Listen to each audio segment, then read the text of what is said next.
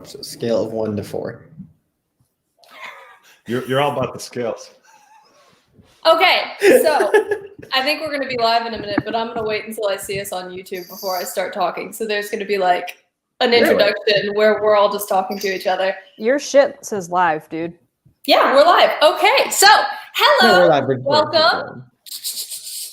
I'm talking.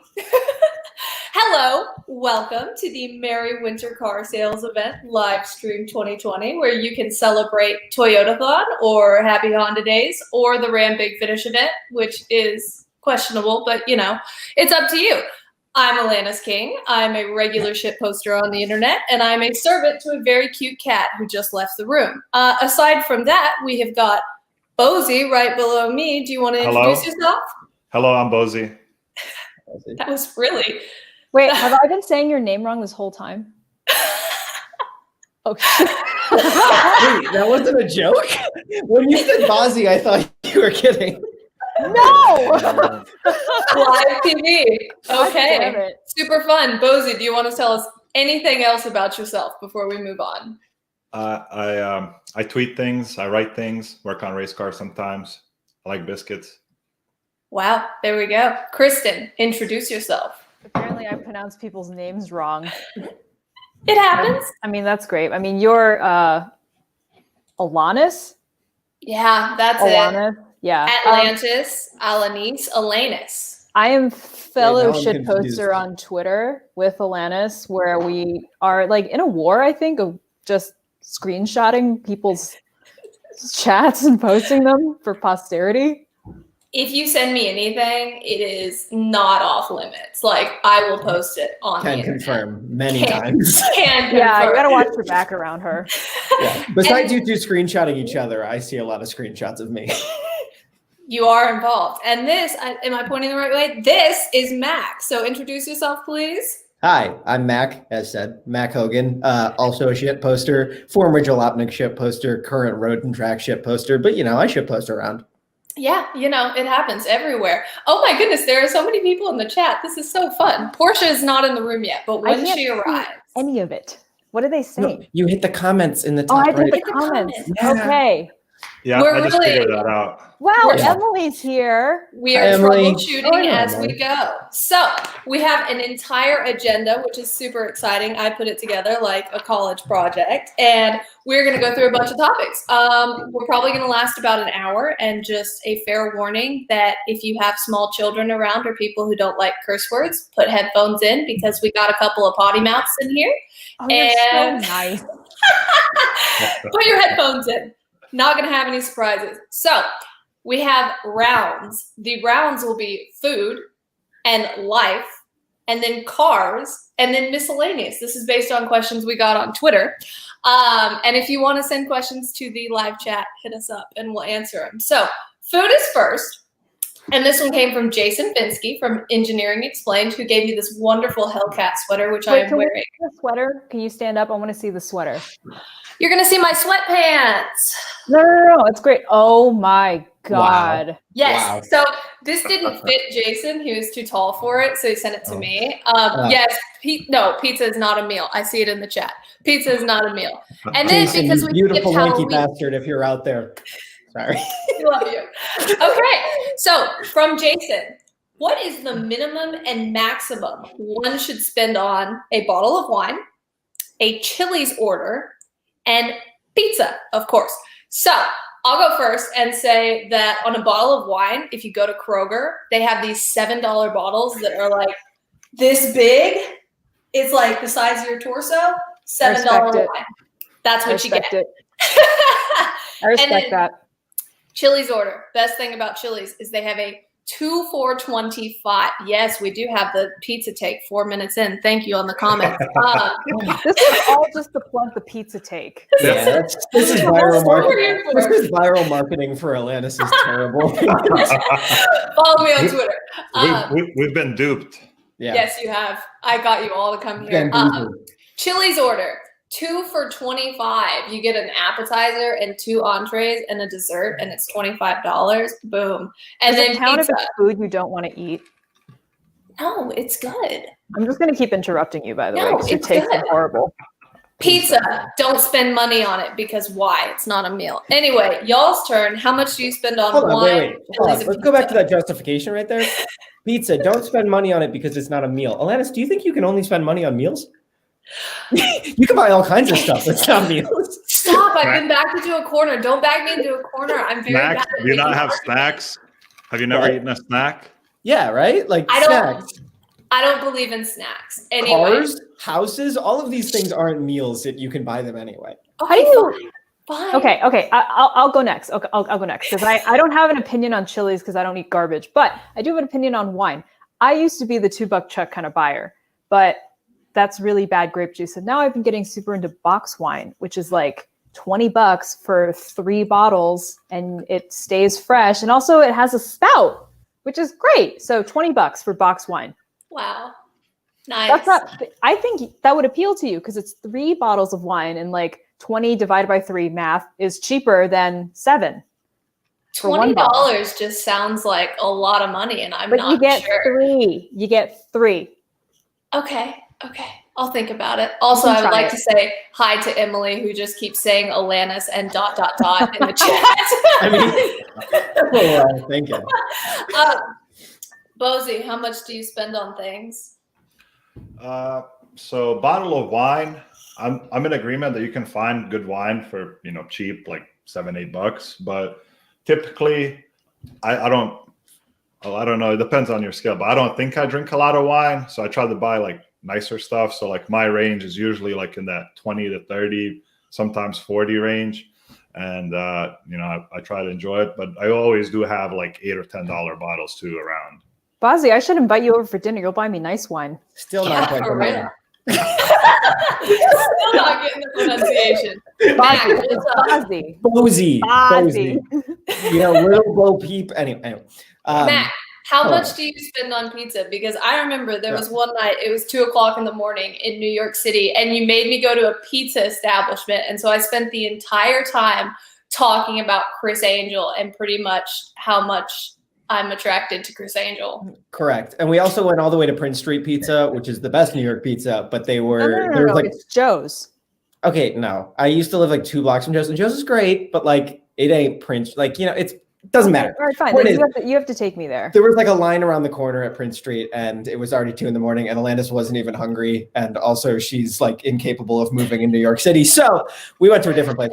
But I will say that actually informs the whole, like, I'm doing this by the slice because I don't know how big pizza is, like, comparing sizes of pizza or whatever. But the minimum you should spend is probably like $2. You're better than Buck Pizza, but you don't ever spend more than like $4 for a slice of pizza. Oh my god, I saw is the best in the world, and it's $4. Like there's a place down near me that was the only one that was open one night, and it was like Square Pizza, which is smaller than Circle Pizza, and they wanted fucking $4 for that shit. And even in my drunken state, I was like, absolutely not. We're gonna go home and we're gonna go hungry.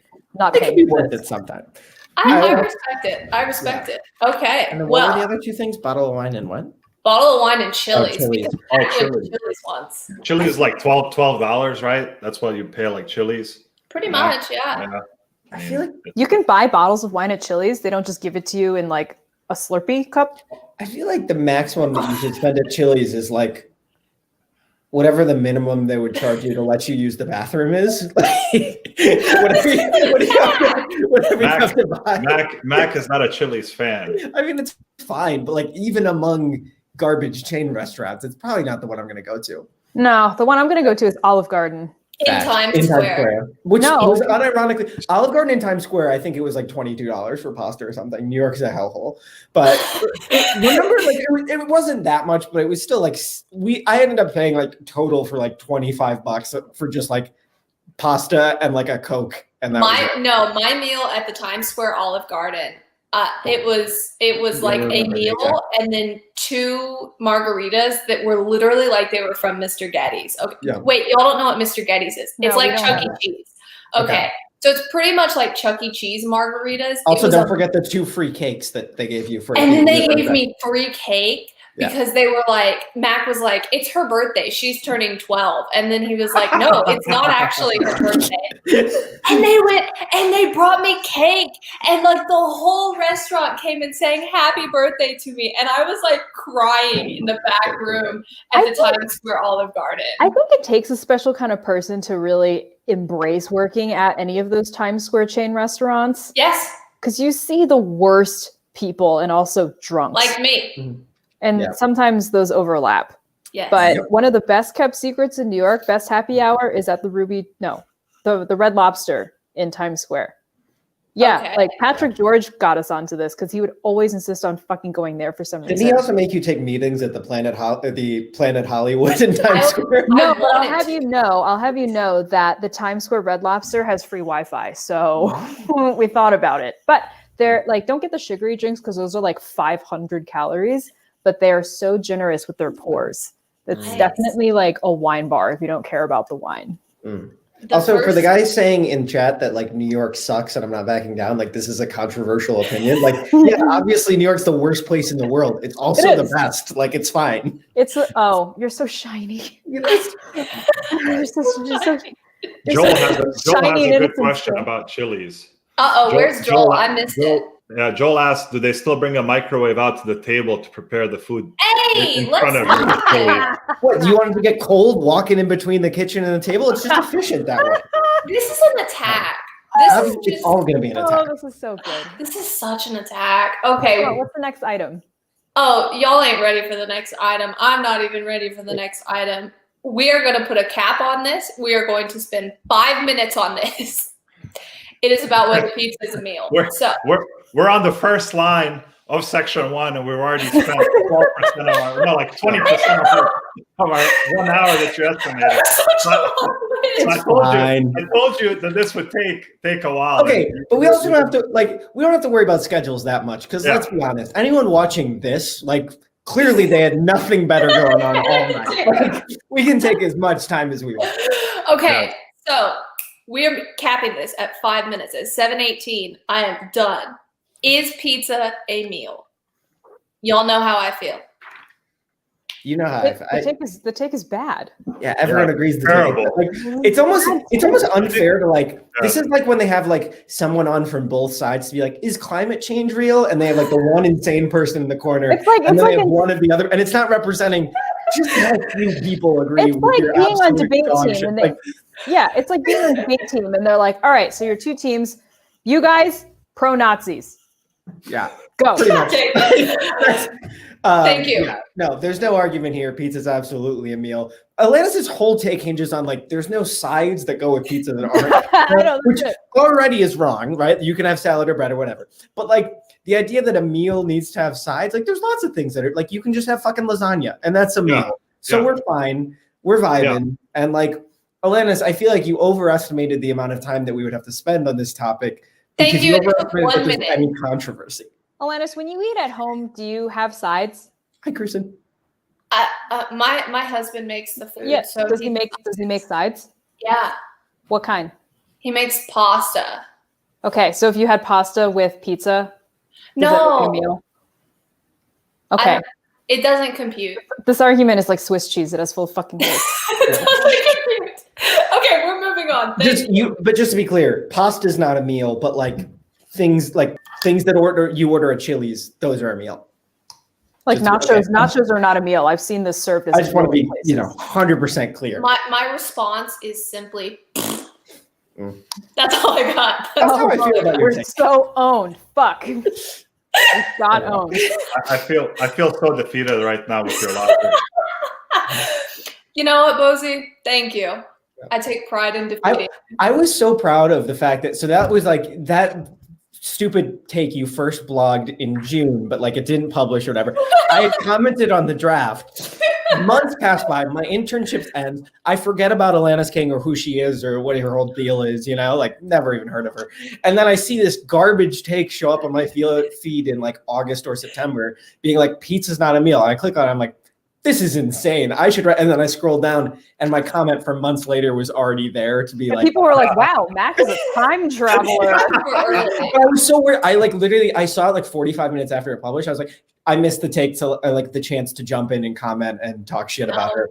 It was But right I there. was months ahead. It was for us. It was a Friday in December that this take went up. How do you know this? I know this. It was a Friday in It September. ruined her weekend. Because it was Ryan Felton's last day, and it was also the day of the Gawker holiday party. Oh, So wow. we were all at the bar, like waiting for the party to start. And then people, like someone came up and was like, the pizza take just went up. And I was like, fucking what? On my website, the pizza take. And So I remember the date because that's when I lost my innocence and my faith in humanity. You know, not many people can like trace the loss of their innocence to a specific day. Yeah. So, Alanis, you gave that to dear sweet Mac.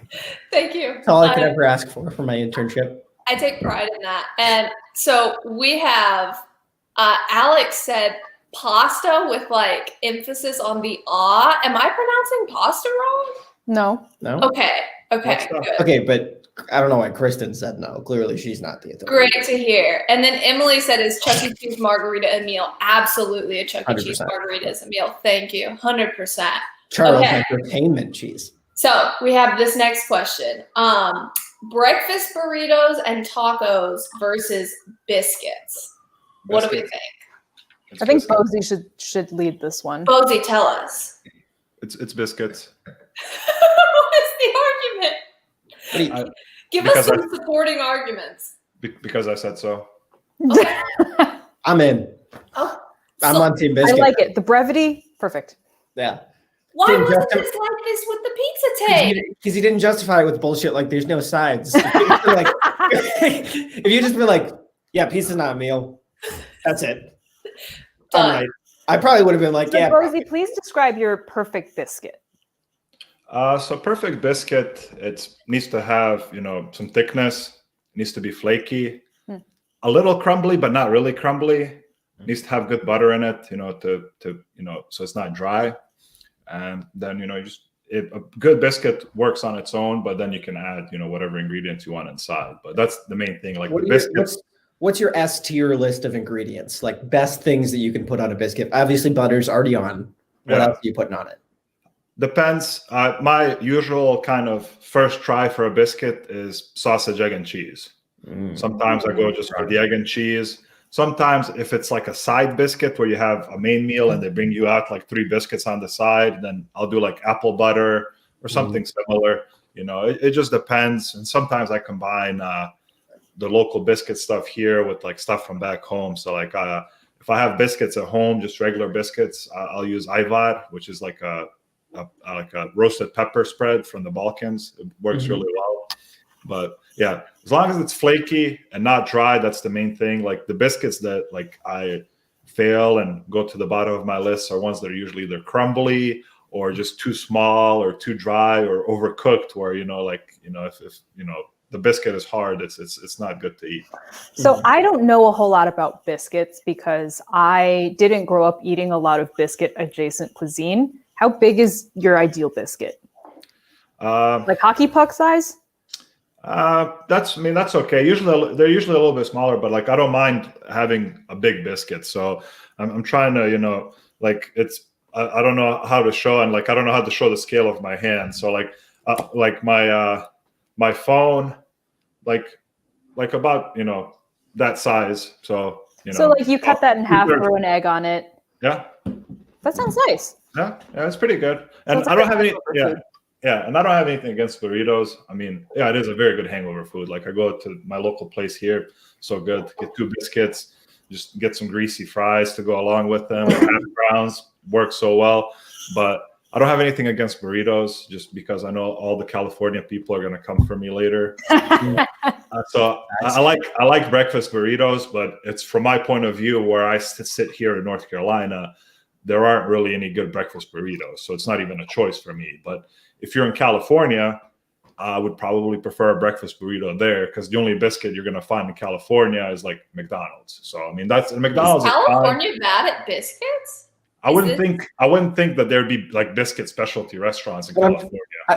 I feel like in like a really like hipster neighborhood of like San Francisco, there's like one place that charges $9 for like an artisan biscuit. Yeah, there probably is. Yeah. that's why I have this unfamiliarity with biscuits, because I've only lived in the Northeast and California. Yeah. So like here, I know pizza, bagels, Italian food. In California, it was like Mexican and Vietnamese food. Never really had any exposure to like nice Southern comfort food. Yeah.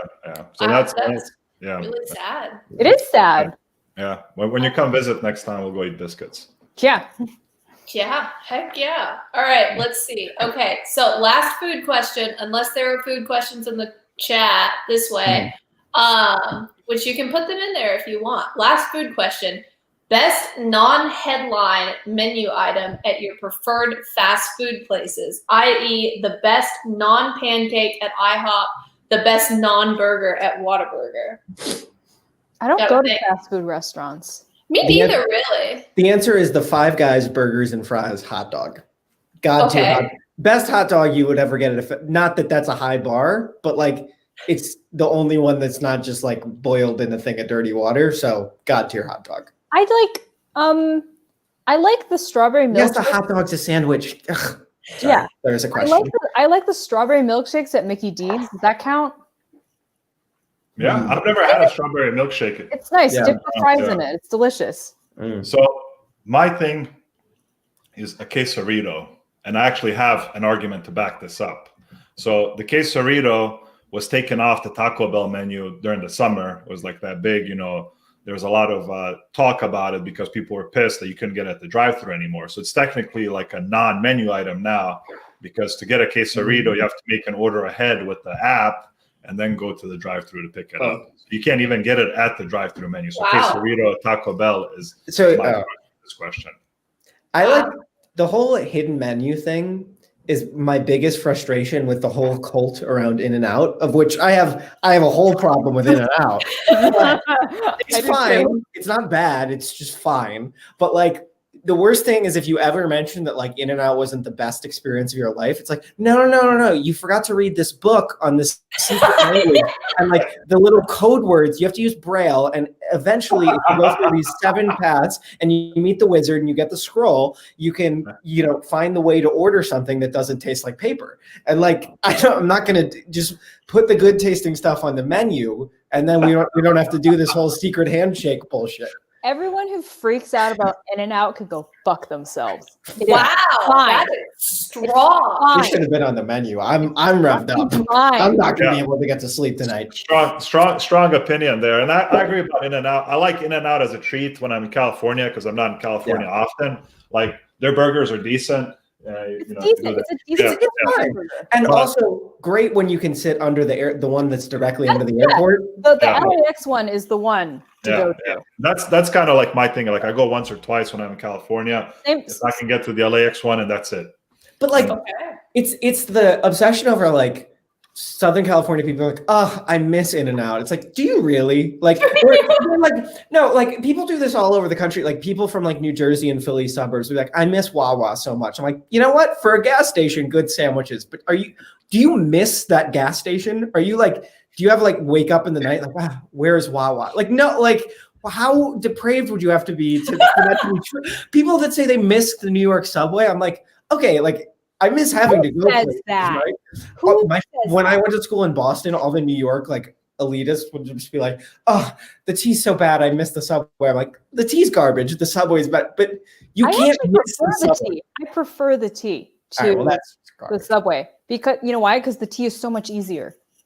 And also, it's so much easier to like. It goes 7 total places, which I mean, fair. There's only like 11 places total in Boston. Very fun memories on the T. I like the T, except for the orange line. Fuck the orange line. That's sketchy. Dude, I have no idea what's going on right now. Sorry. It's fine. Sorry. It got really regional. I'm sorry. It got very New York right there. Emily just said Mac, which I hope isn't in the same disapproving tone as Alanis was. I personally have bad memories on the subway, particularly of crying, because I didn't know that you were supposed to hold the pole. And no one told me that you were supposed to hold the pole. And it was 5 o'clock rush hour and the subway starts going. And I pretty much That's fine. When it's 5 hours, everyone's crammed in there like sardines. You don't need to hold the pole. You just like it was terrifying because you're so packed in there. But then you just lean on strangers and cough on them. You're not telling the eventual journey of the story, which was by the time you came for the Yu-Gi-Oh thing, you were taking the subway from Brooklyn to Times Square all by yourself. You didn't need me. I'm so good. The first few times you were like, Kristen, can you please like ride with me? And I was like, okay. So I like met up with you and we rode to work together. But after that, you're like, no, I can do it. I can do it. Oh, baby's got training wheels on. What's really bad is when I run out of phone data because I have very little phone data and I will run out of data and then I can't map my subway route on my phone. And my Wi-Fi in the stations. For real? Yeah. Wait, what was the question? What did you say? She said she runs out of phone data. I was like, they have free fucking Wi-Fi in the stations. Oh, they do.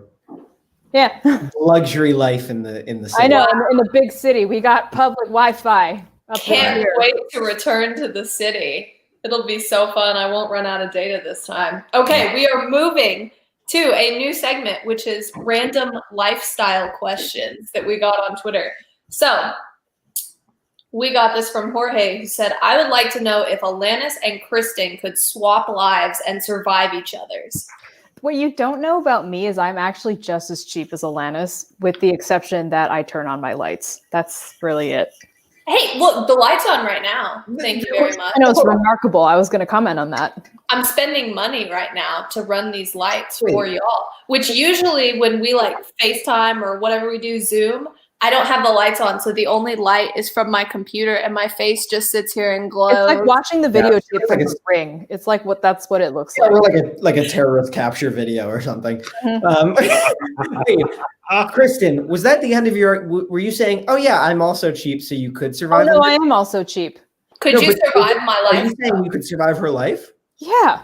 She like takes baths. You she doesn't turn on the light. You would live in bumfuck Texas with like. Oh no, I wouldn't live in. Oh, yeah. That was part of the argument. Okay, then no. Sorry, then no. Right? Like that's a big part of the life. Like it doesn't even matter that it's bumfuck. I don't care about that. It's just that it's Texas. Thank you. And also, it's very white where you are, and that like there's hives. Yes, honestly, same. White. I go outside and I'm like, oh gosh, okay. So yeah, it's super fun. I don't think I could survive Kristen's life because that involves knowing that there's Wi-Fi on the subway. So, well, okay. So for the past 9 months, I've been sitting in my apartment, which you haven't been to yet, but which you can visit when this is all over. Literally, it's just sitting here, going grocery shopping once a week, and playing video games and cooking. That's all it is. I think you can handle that.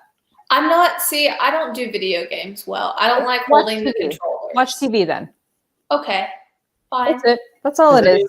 Should we probe why she doesn't like holding the controllers and discover the insane justification for it, or should we just? What is it? Are you ready? Okay. So when I hold like plastic controllers, like it's gonna be something weird for the record. Or like an iRacing wheel or something, I don't like the feel of the plastic, and I get really upset about the feel. Oh my god, the plastic is so cheap, and I just hate it. It has to be leather wrapped, or else I will break out in acne. Blech. And then I get upset, and then because I'm upset, my hands are sweating, and then I hate holding the controller even more. Oh, if this was suede or Alcantara, it would soak up my sweat, but instead it is fucking plastic, and it is repelling my sweat, and I can't stand it. Okay, I'm just saying, I called it there that I was like, there. It's not just I don't like video games for like I just don't enjoy playing them. I knew there would be some insane justification, and I'm sorry to derail, but anyways, we were saying. Yay. Someone asked, can Kristen stand living in that cold of a house? I haven't turned on my heat. It's 67 degrees, 65 degrees here. My house gets down to 62. I'm amazed that you have control of your own thermostat in New York City, because like most of us are just expected to either like die or just sweat to death. Oh my goodness. Hello. I arrived and Alanis is on her bullshit. Yes. I am never off of it. I am always on it. Wow, Brendan, Alanis likes plastic food, not controllers. Called it. Zing. Oh, that reminds me. When the pandemic broke out and they ran out of cheese, the only cheese left at Walmart was like the value pack of American slices. And that's what I bought. I've been eating it since February. Doesn't it expire? It's like eating the cheese, like not on anything, just like. No, I literally have been eating it just like by itself because I have nothing to put it on, and like I need to use it. And no, you can make grilled cheese. Yeah, you know bread is cheap, right? Yeah, maybe. American cheese is wonderful. You just have to use it correctly. Yeah, put it on bread. I will attempt. Throw an egg on top of it. Perfect. Everybody is so upset. No, it's not very good. I'm just eating it. Was it the time that like Brian bought all these bananas and you were eating bananas for like 4 weeks? I told him to buy 4 bananas and he bought 4 bundles of bananas, like 6 bananas each. So there were 24 bananas. Why did you make them into banana bread? Because that's a lot of work, and I would rather just like every time you tweet a complaint, my follow-up was, but why didn't you just? Because no. You can make banana cake, banana bread, banana pie. There's all kinds muffin. of stuff you can do. Yeah, banana muffins, yeah. No, I just ate the bananas. Yeah. I got really sick of them. Anyway, now I'm on cheese. You know, it works. But you know, my spouse eats suckers for breakfast, like blow pops. So I have heard this, and I thought by now he would have outgrown it. No, he's not. No, he's still on the blow pops. Still, yeah. Just a normal thing. It's very normal. Yeah, seems fine. Get some carbs in, all that sugar, you know, energy for the day. Yeah. I was looking at the positives. All right, this one is for Bozi specifically. Here we go. The whole dating advice thing has to make an appearance. Also, I would like to hear the debate on the merits of ceiling fans, bubble baths, and manicures for car mechanics. So, Bozi, take the dating question. I don't know what kind of advice do we need to share. Just share random things. Like, pretend it's a tweet. Hold on. You had the outline. Bozi, should we do like a ask Bozi, like we'll role play as like, oh, I am so struggling with dating. I need Bozi's help because I just want to take this lapse in conversation and say that Bozi is on the market, ladies. Yeah, hit him up. In a moment of sincerity, Bozi is one of the most honest and like loyal and like, principled people that I've ever interacted with. So and he's got a rock. I like that we've turned this into from Alanis's viral pizza take thing to now selling me. Yeah, of course. Yes, I'm a good wing woman, if nothing else. Bozi is a fucking catch, ladies. Yes. Get on this. Yes. Okay, so Bozi, tell us a random fact about dating. Since you had the outline, thank you very much, and you could have done your homework. So, but you chose not to read it. Yeah. So I only read the first section of the outline, the food thing. I figured I'd just go along with the rest. I've warned about this in the past that I'm bad at group projects, and I'm usually like the one that just shows up at the last minute and does the thing. So I didn't really read the rest of this. Dating advice is it's hard to date in a pandemic, but if you're creative, you can figure out solutions. Wow. I think that's reasonable. I'm not going to say much more. My solutions are for me. Everybody else can figure out their own solutions. And if I, offer small tips, I'll be glad to offer small tips. But I think that's plenty. Wow. That was like a fortune cookie, but with a little bit of mystery in it. Thank you. So Patrick asks a good question. How is dating where you are, Bozi?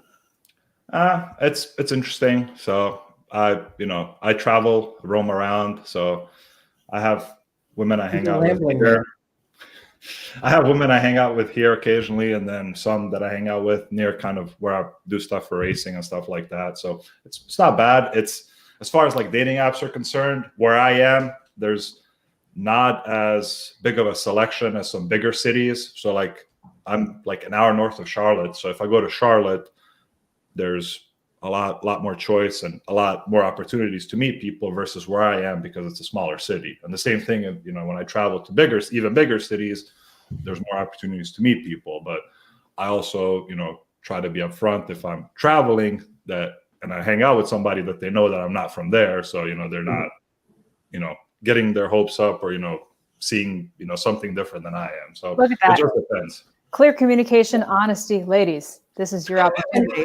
And just like to jump on that, when it comes to travel and these kind of things, sometimes you do need to have more of that distance. Like, for instance, my girlfriend is very real, but she goes to another school in Canada. So that's why none of you have met her.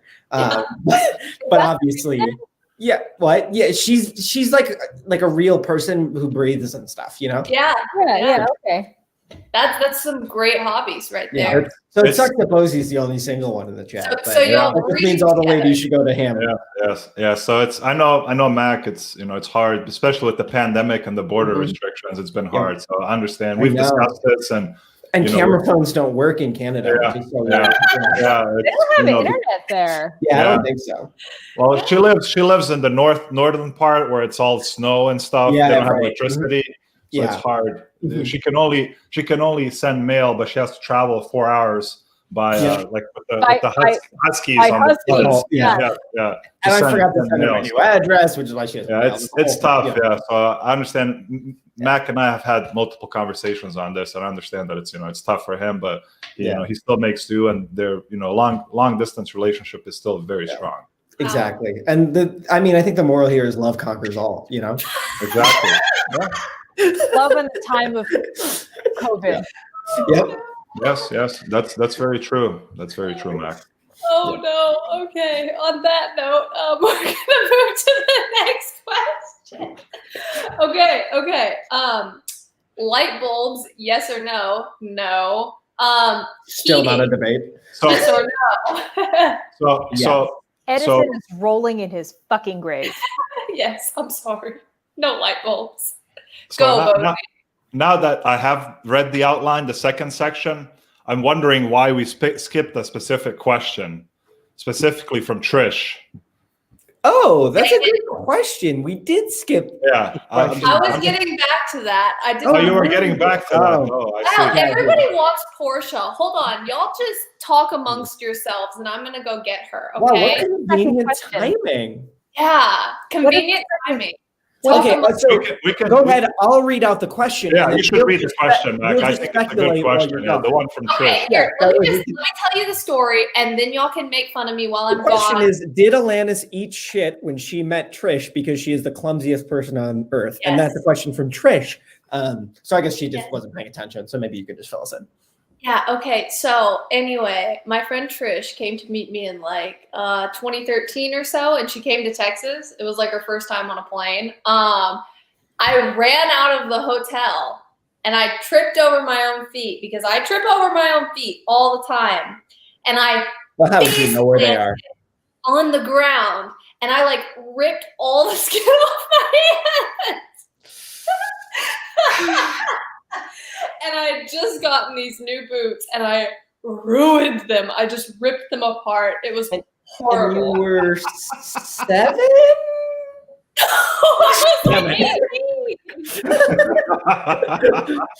was 18. It was horrible. And I was like, oh, wow, my hand really hurt.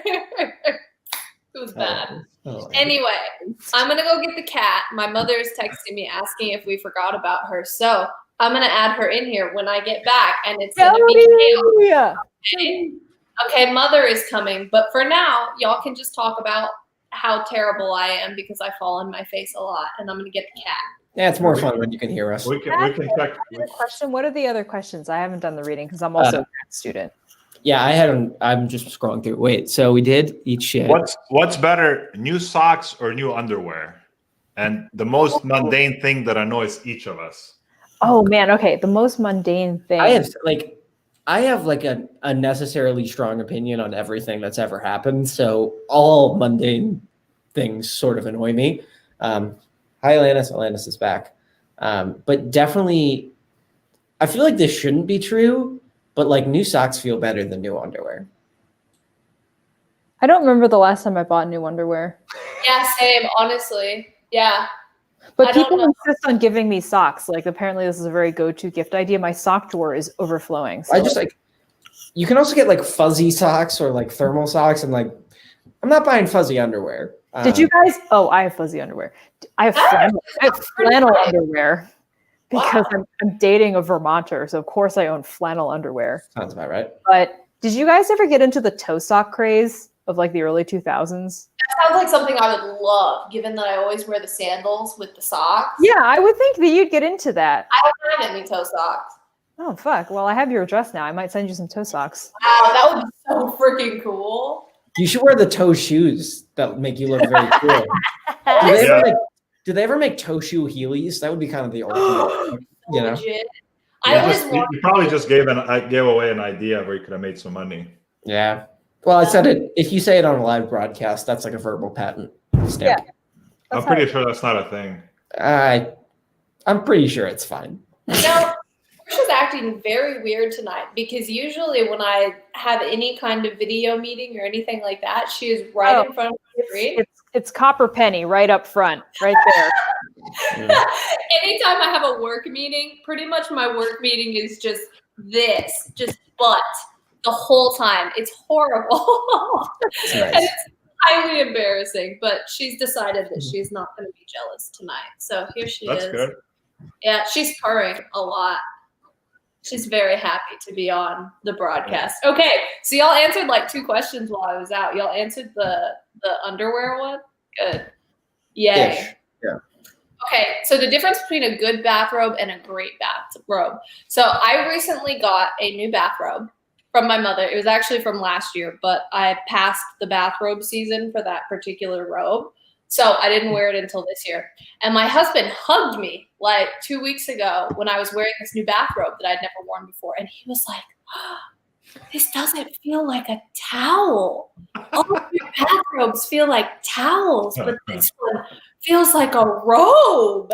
So I would say that that's the difference between a good bathrobe and a great bathrobe. The good ones feel like towels, and the great ones don't feel like nicer towels. Nicer towels. It's like, okay, so the ones that you get in the hotel, I don't ever love them because they are terry cloth and they always like just trap heat and moisture, and I don't like it. I like really fluffy robes, and also it has to have a good tie string. True. Like I like tying. You need one that you can trust. Yeah, and it like I have this one at home that I bought from Target like 10 years ago, and it's like very fluffy and there's a little bit of stretch to it. So when I tie it, either it can be like a tighter knot or like a looser one, and I don't have to worry about it like kind of pulling across my skin or trapping moisture. So that's what I enjoy. Wow. Okay, boys, do we have any robe opinions? So I have a question. Okay. What are the bathrobe seasons?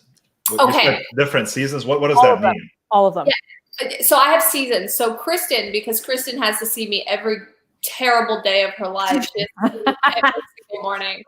You'll notice that when it's like April or September or October, the robes I wear are very thin. So I have the zebra striped one, and I have this. Recognize that one. Yes. Yes. So I wear those when it's like April, September. Those are my thin robes. And then you go one step thicker, which is my red robe. And then the thickest step is my light pink robe that feels like a towel. I understand now. I have track pants like that, and I have different thicknesses and ones that are like fleece insulated and stuff. So I can see that. Yeah, you brought up a really great point that I want to say is also that the rollability of the sleeves, because a lot of the times the robes in the hotels are like wizard sleeves. Yes. Yep. And like get into everything when you're trying to do stuff. Yeah. And I like sleeves that you can roll up because I have to use my hands. Sometimes I have to like do the dishes or order the just kind of flat. And you need your forearms for that. You need stuff that rolls up. Yes, I agree. Wow. Okay, that was a great conversation about robes. Heck yeah. Okay, the long-awaited car segment. Yay. Oh, cars. All right. Okay, so this one. BMW's terrible social media, and are the designers just trolling us? Yes, all brands are bad and evil and should not deserve our attention. I agree. 100%. Except for Diet Coke, which brings you this broadcast. Thank you, Matt. No. Coke had a bunch of union leaders. Coke had a bunch of union leaders killed in South America because they were like, you shouldn't be paid a living wage, which, fair. But so not a great company, but I give them all of my money. Wow. Did you know that Pepsi Cola produces the most plastic waste, or is up there with the companies that produce the most plastic waste a year? Wow. That sounds about right. Most of it doesn't get recycled. There was a time where like Pepsi had a bunch of Soviet warships because they weren't allowed to accept Soviet money in exchange for Pepsi. So the Soviets were just like, well, we have all these ships and you can just take them and sell them and that'll be money. And they accepted. And there was like a brief moment where they had like the 17th biggest navy in the world or something back in the a 70s. soda navy. Damn. Yeah, I had a navy. I did not know about this. I'll have to read about this tonight. Yeah, there was also a time where they advertised, like, you know how they do like the Pepsi points. I have no idea what it's actually called, but like the rewards points where they show like different prizes. One time they did an ad where they like showed a Harrier jump jet and like made a joke, but like, oh, this is what you can buy with 32 million points or something. And some guy saved up all those points and was like, so you're buying me a Harrier, right? And they were like, oh no, like that was a joke, obviously. And he took them to court. Like, Did he win? I think he won. They didn't have to give him a Harrier, but they did have to pay him damages. Yeah. I don't know why I have weird Pepsi military adjacent knowledge in my head right now, but how? Where did I read a lot of stuff on random Wikipedia articles. Maybe none of that's true. I'm looking it up tonight. I have to know about the Pepsi like. Well, according to Kat, he did win the suit.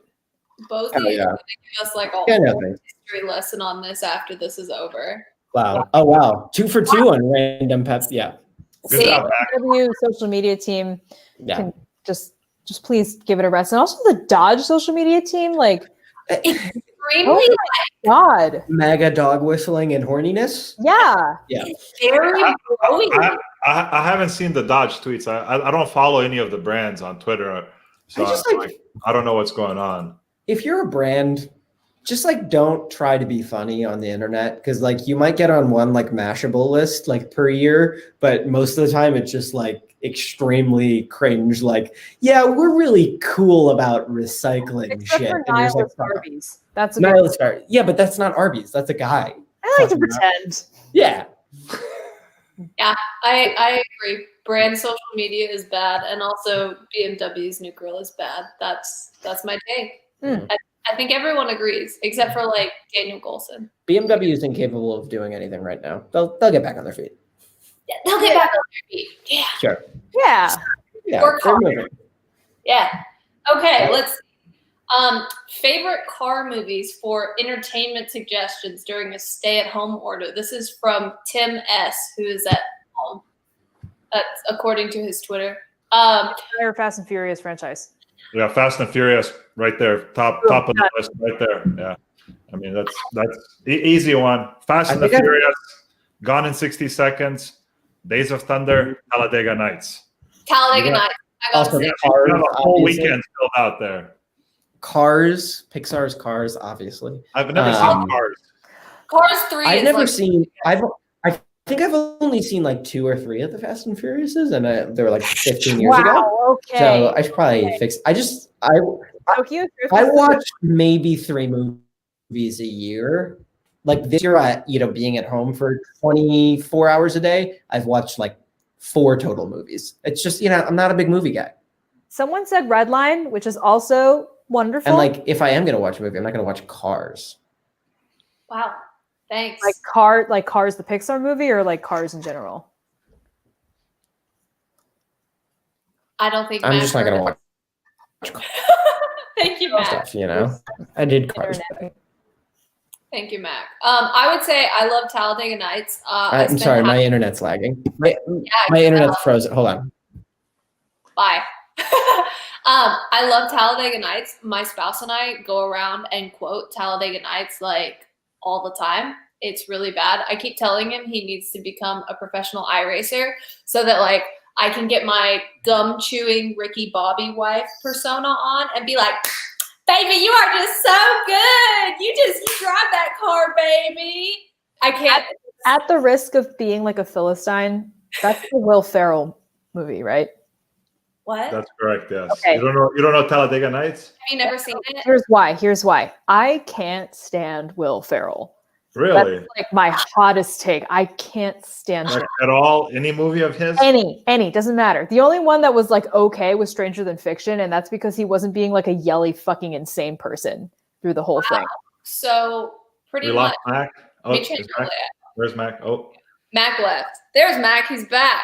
Welcome. hello, Mac.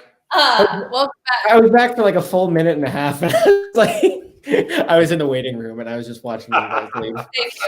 So, Kristen, you're telling me that you did not understand my Talladega Nights wife? No, I got it. Like I've seen all the clips from it that like people are like, oh, this one's funny. I've seen all of them. I've just not seen the whole movie in full. Wait, do you not like Elf? It's fine. I don't know. Okay, well that's the best Christmas movie. Anyway. Like it's just like everywhere else, he's just like loud and obnoxious and just like screams a lot. And I'm like, I see middle-aged white men screaming all the time on the internet. I don't need this like perceived funny man also doing it during my free time. Fair. I'm just gonna say, if you don't like men screaming, you're not gonna like 99% of all movies. Yeah, White dudes just yell a lot. This is the other thing that drives me crazy about movies is like they're like, oh my god, his performance was so raw and so real. I'm like, all he did was fucking yell. That's all he did. Was scream. The milkshake scene, amazing, and There Will Be Blood, but also just a lot of yelling. Yeah. I can respect that. I hated watching Mad Men because it was literally just like watching my day-to-day life. And I really thought at the end of Mad Men, like I was going to suffer through 7 seasons of just awful sexism. And then the women were just going to like burn it all down at the end. And it was just going to be great. And they didn't. Yeah, I couldn't watch Mad Men for that same reason. I was like, this is like real, you know, for everyone else. Like, oh my God, this is so great in the 50s or 60s when it fucking took place. Oh, you could just talk to women like that and drink on the day job and just disappear from your wife for 6 goddamn months. I'm like, people do that now. It's not funny. This is not novel. Yes. It's problematic how much you can still do that. Yeah. We shouldn't be celebrating this. Agreed. Wow. Glad we agree on that. Okay, so car. Okay. So I think it would be important to hear how professional perspectives of automotive culture differ between genders. Like how much women of comparable knowledge and enthusiasms are treated differently from their male equivalents. Ooh, that's a serious one. I can answer that right now. Go on. Earlier today, Alanis was like, please send me, or please have some examples of hate mail ready to read. And so we were like, Alanis and I are like, oh, we got plenty of examples. And Mack and Bozi were like, not really. Yep. Nothing. Don't have anything. That right there is your argument. Yes. Yeah. I will say that before I left Jalopnik, so I spent my evenings for like 3 or 4 weeks compiling all of my hate emails and all of my hate comments. Do you know how long the Word document was? How many words it was? Probably like 1,500. Oh, wow. No, not even close. It was 100,000 words.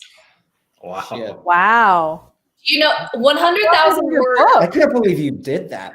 It's like a long book. So like take a book, but longer. That's what 100,000 words is. That's like a Tolkien book. Yeah. Damn. Oh, wow. Also, the Marillion of hatred.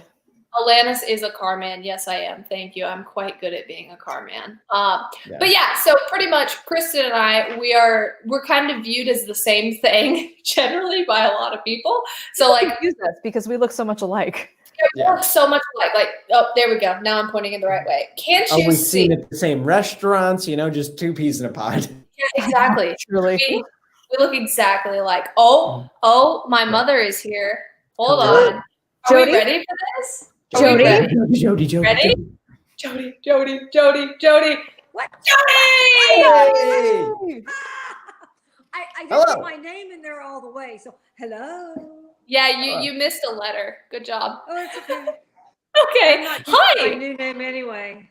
Welcome. How are you? I'm good. How's everyone? Jody, you did a great job raising this one. Thank you. Oh my God. Well, I'm so happy to hear that because sometimes I don't know. I doubt myself a little. Why would you doubt yourself? Because sometimes you're a little self-centered and a little bit selfish. And you know, when you go to her house, oh my God, you can't touch a light. You can't have lights. You can't have heat. You can't have air. You can't open the fridge. This woman gave you life and you won't let her turn on the lights. Oh my God. She can't have air conditioning. Oh my You God. can't have anything that costs money. How would you? Living in a cave. How could you do that? How could you do that to your mother? Oh my God. Okay. Air conditioning and lights. Real talk. She came over like a week and a half ago, and she needed to mail something, and she goes, I need to buy a stamp from you. And I was like, yeah, I ain't giving that away for free. Makes sense, dude. That's incredible. Everything But then I went to the post office and I bought her some stamps, and she hasn't paid me my $11 yet. It's a hustle. Birth to you. Give your mom a stamp every once in a while. Holy shit. Yeah, it's a stamp. Also, why do you have stamps? Because You've mailed more than one thing this year. She probably doesn't want to use the computer to use the electricity to pay the bills. So she's figured out the stamps are 2 cents cheaper. No, I actually use about 2 stamps a year, so you might as well just like buy the stamp. 9 times as many as a normal person.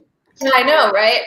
No, so and then my mom, when she comes over here and it's winter, she wants to get out the heated blanket.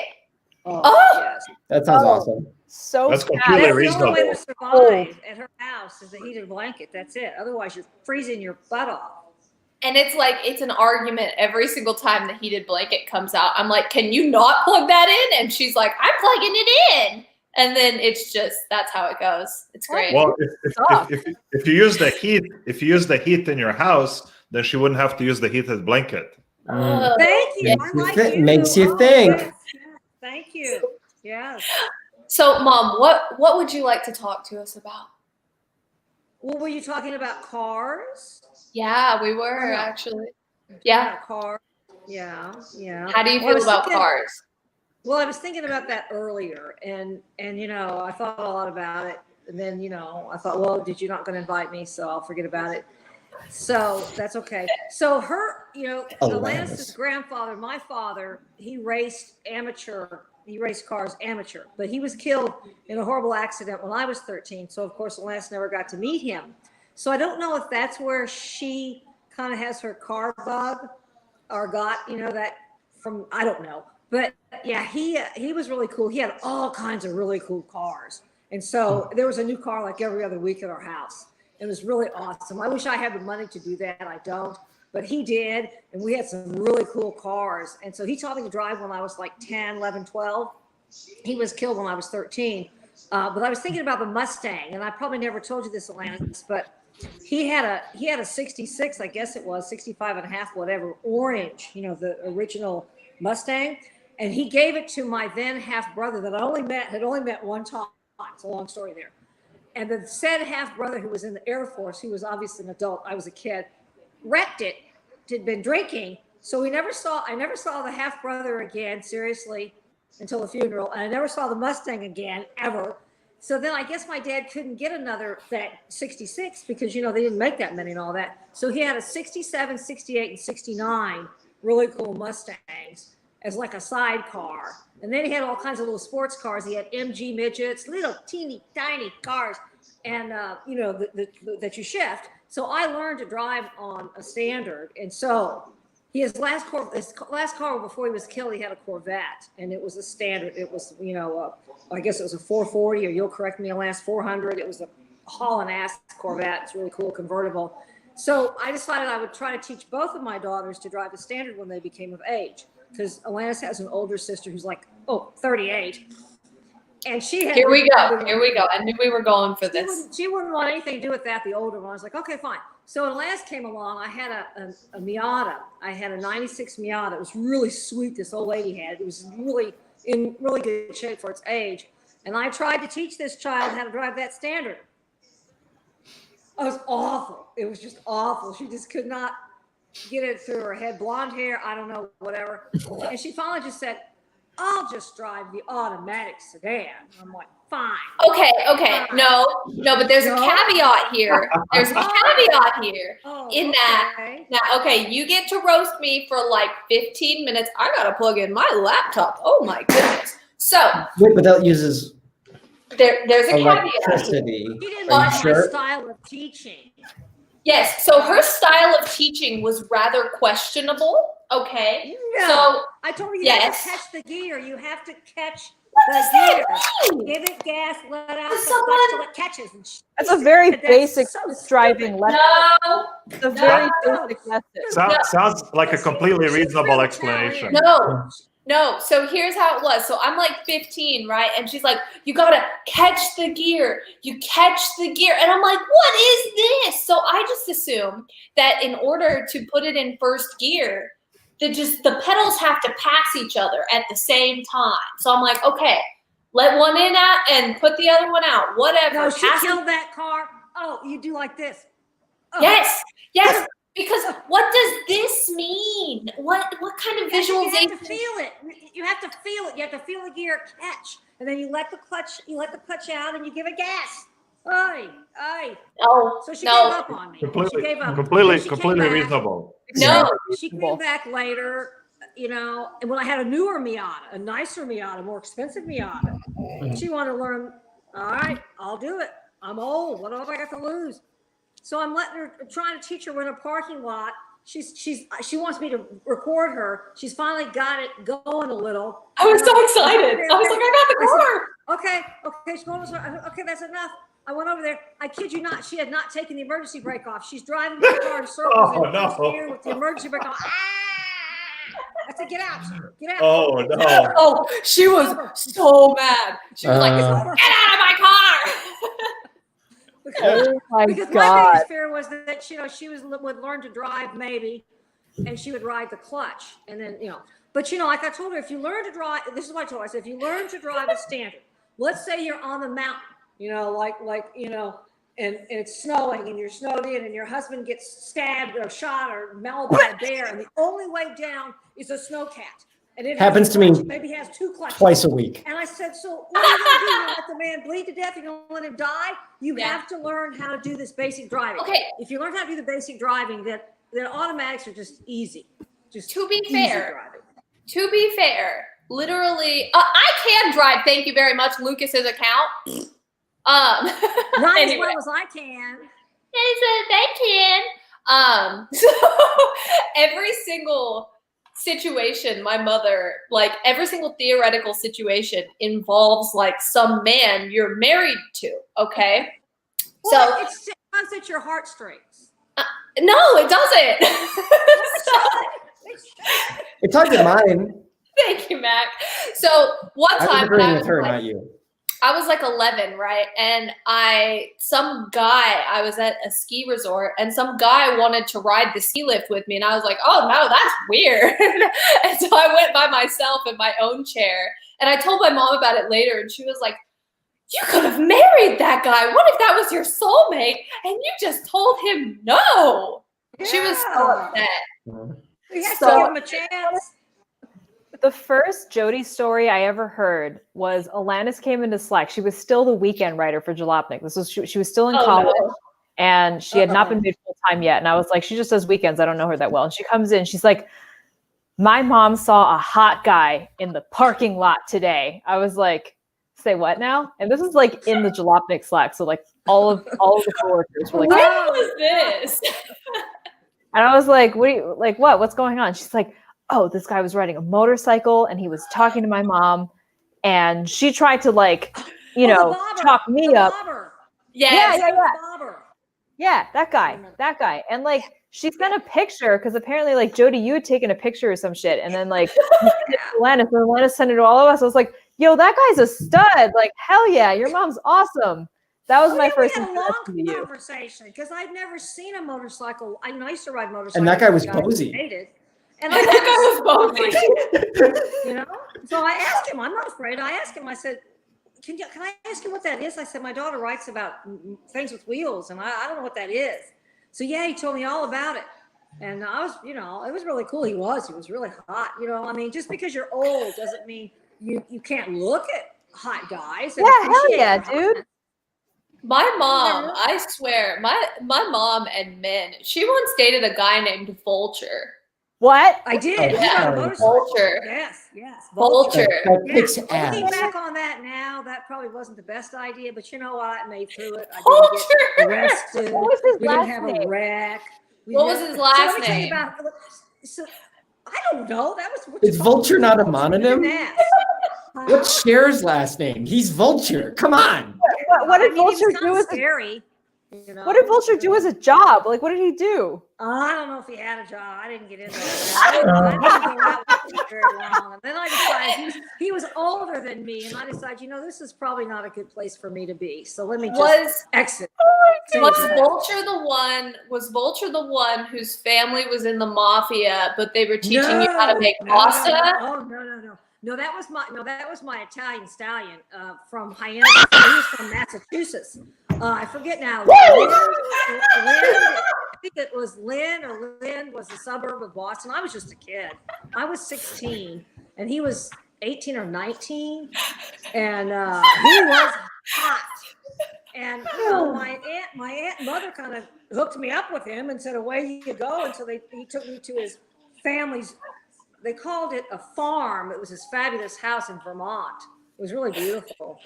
And, everybody was older than me. Of course, I was just a kid. And, yeah. Anyway, yes, I figured out that his family was in the mafia. And, this was probably not a good place for me to be either. And but so they were teaching you how to make pasta that one time. They were what? They were teaching you how to make pasta or something that one time. Oh, yeah, the old guy was, because he was in charge. The old, like, the old Italian guy was put in charge of the kids to make sure that yes. Well, the Don's captain or whatever. He was showing me how to make pasta because I was like, wow, this is kind of weird. We stayed the weekend, and then we went to the cemetery, and that really freaked me out because I have a thing for ghosts, and they do talk to me. And this was a really old cemetery, and they'd all been, and I was just 16. I might have done a few things, but drinking was not my thing. Not then, still really isn't. And so I got all creeped out in the cemetery, and that's when I went back to the house, and the old guy was making pasta, and I let them stay in the cemetery. I said, oh no, there's spirits over there. They are talking to me. No, I got to get out of here. But then I went back to Boston with him, and I was staying at this real high rise, like, I don't know what you call them, brownstone or whatever. It's about 14 stories high house. And in the middle of the night, I heard all this commotion, and I looked out, and I saw all these men running out of these cars, and they had what appeared to be like guns under their coats, and they were all switching cars. I was like, oh my God, these people are in the mafia. Okay, that's enough of that. So that was the end of it. I have so many questions.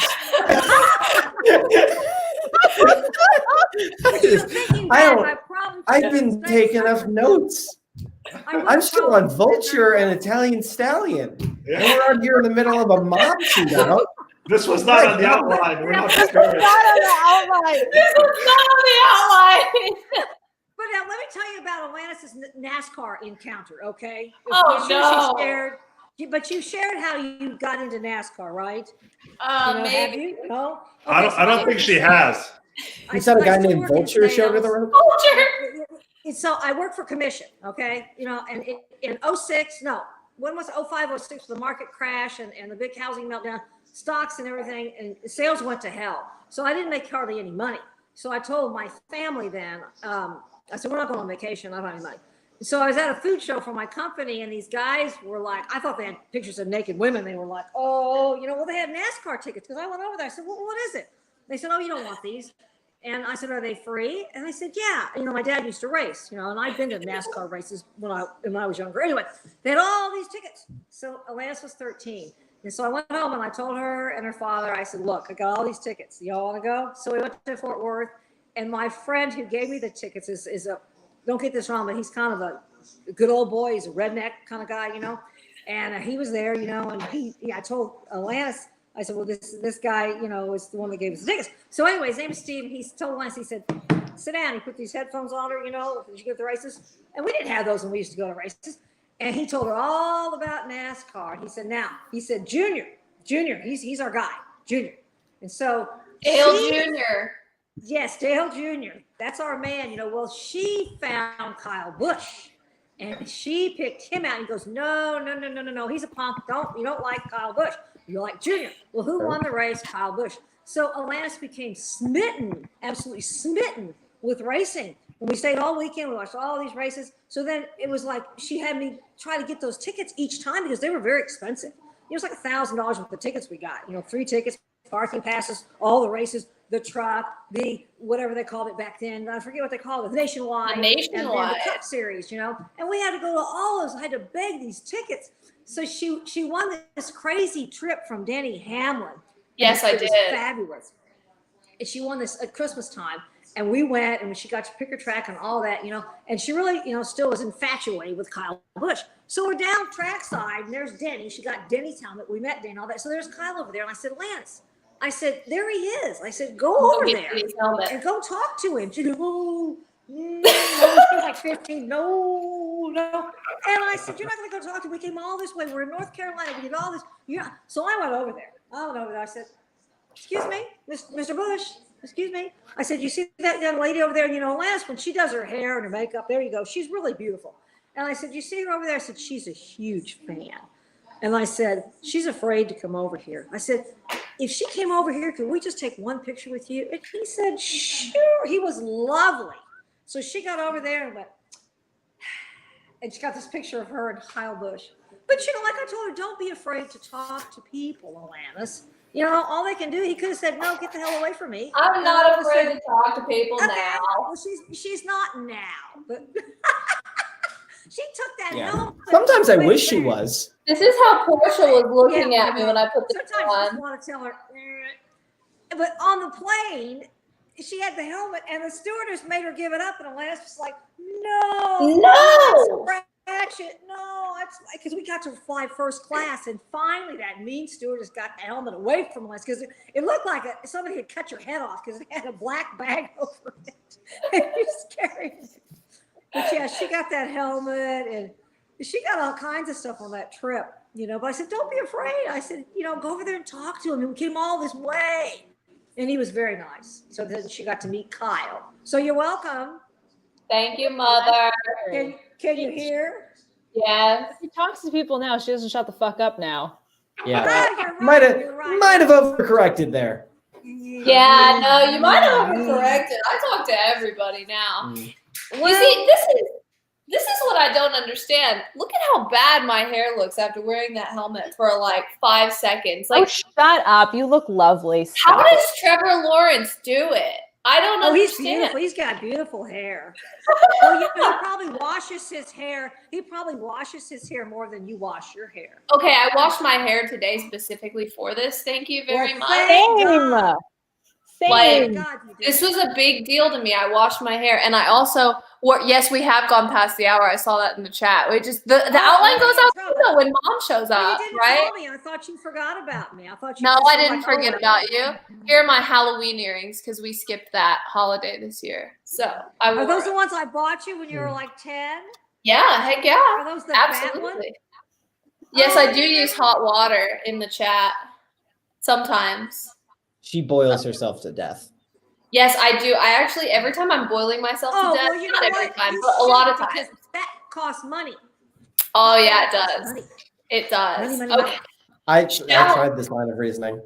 So, Mother, would you like to stick around while we finish out the agenda, or would you like to get back to your evening? Well, how much longer are you going to finish out your agenda? How much longer we got? Like 20, 25 minutes, y'all? Yeah, we're about halfway through right now. I'm sure I have said enough. Oh, so you bailing on us? Get us a cat real quick. Before you leave, if you're going to sign off, you need to sign off with a cat. Go get a cat. Well, I have to get one that's friendly.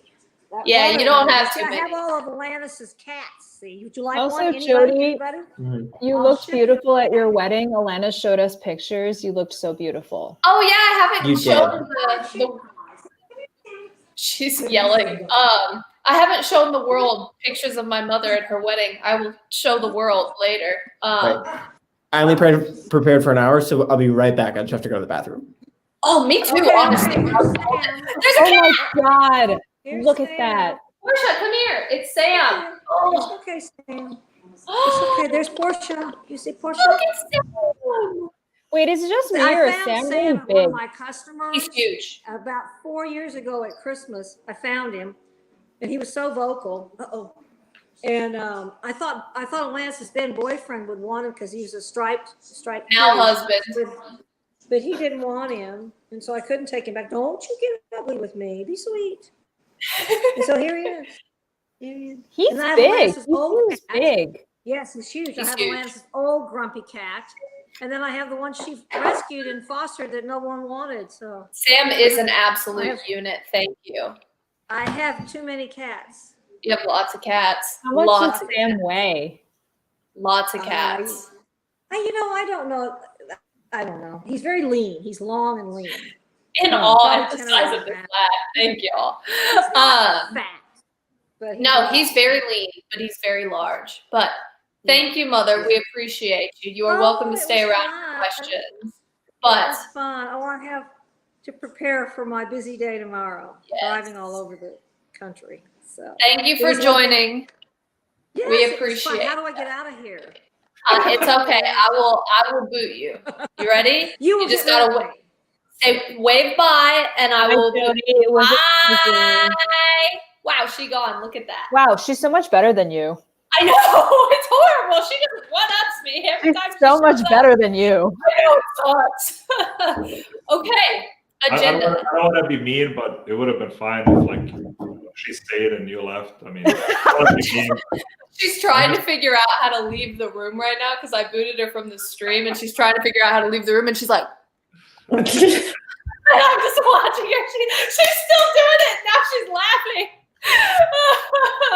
She doesn't know how to leave. Now she's yelling about things. It's so funny. The dashboard just shows me, and she's still trying to leave. Hi, Mom. She's yelling. Okay, we're gonna get back to what we were doing. All right.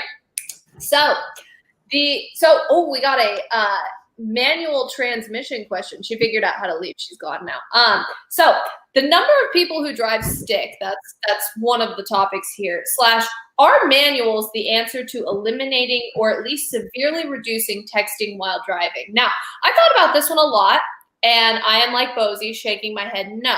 Because when you get to a certain level of muscle memory, like driving any kind of vehicle, you can do it and still be distracted. Is that advised? No, but you can still do it. And I mean, like, you can text and drive a stick, and it's still very dangerous. So I would and say you're probably no. like, just now you 100%, if something happens, you have something in your hand. You can't, like, if you're in sixth or whatever and you need to speed up or anything like that, or need to go into neutral, you can't do that. Yeah, Yes. when I get a manual press car and I've spent like a few days with it, it becomes muscle memory. There are places where I'm like, I could text here. I don't text and drive. I refuse to do it. It's very bad. But I'm like, I can see how, it works. Like you're sitting at a stoplight, or you're cruising in sixth or whatever, or fifth, depending on the road. Like there's definitely room in your brain to do it. Yes. I also think this falls into a broader category of like people coming up with weird and not entirely true justifications for stick because they like stick. Like I prefer driving stick. I would like to have a stick car because it's fun, but the whole like, oh, it's not going to get stolen. Like, I mean, they're just going to roll it onto a truck. They don't need to know how to drive. And also, if you're a car thief, you probably know how to drive stick. And like, oh, it's safer. Like, I don't really buy that it's safer. I think like, if you want to drive stick because you like it, that's fine. We don't need to invent this world in which like there's these secret hidden, like 5 hidden benefits. Like, no, it's just you drive it because you like it. Yeah, and also, like, I will say that if I'm ever in the car with someone and they start using their phone, I am very anti-phone while you are operating a vehicle. Mm-hmm. And I will tell you to stop because that freaks me out and I don't want to die. Your phone is not more important than us. Finally, a good opinion. So, yes, thank you for the stick question. I always love to talk about driving stick, even if it's about how there isn't justification for it.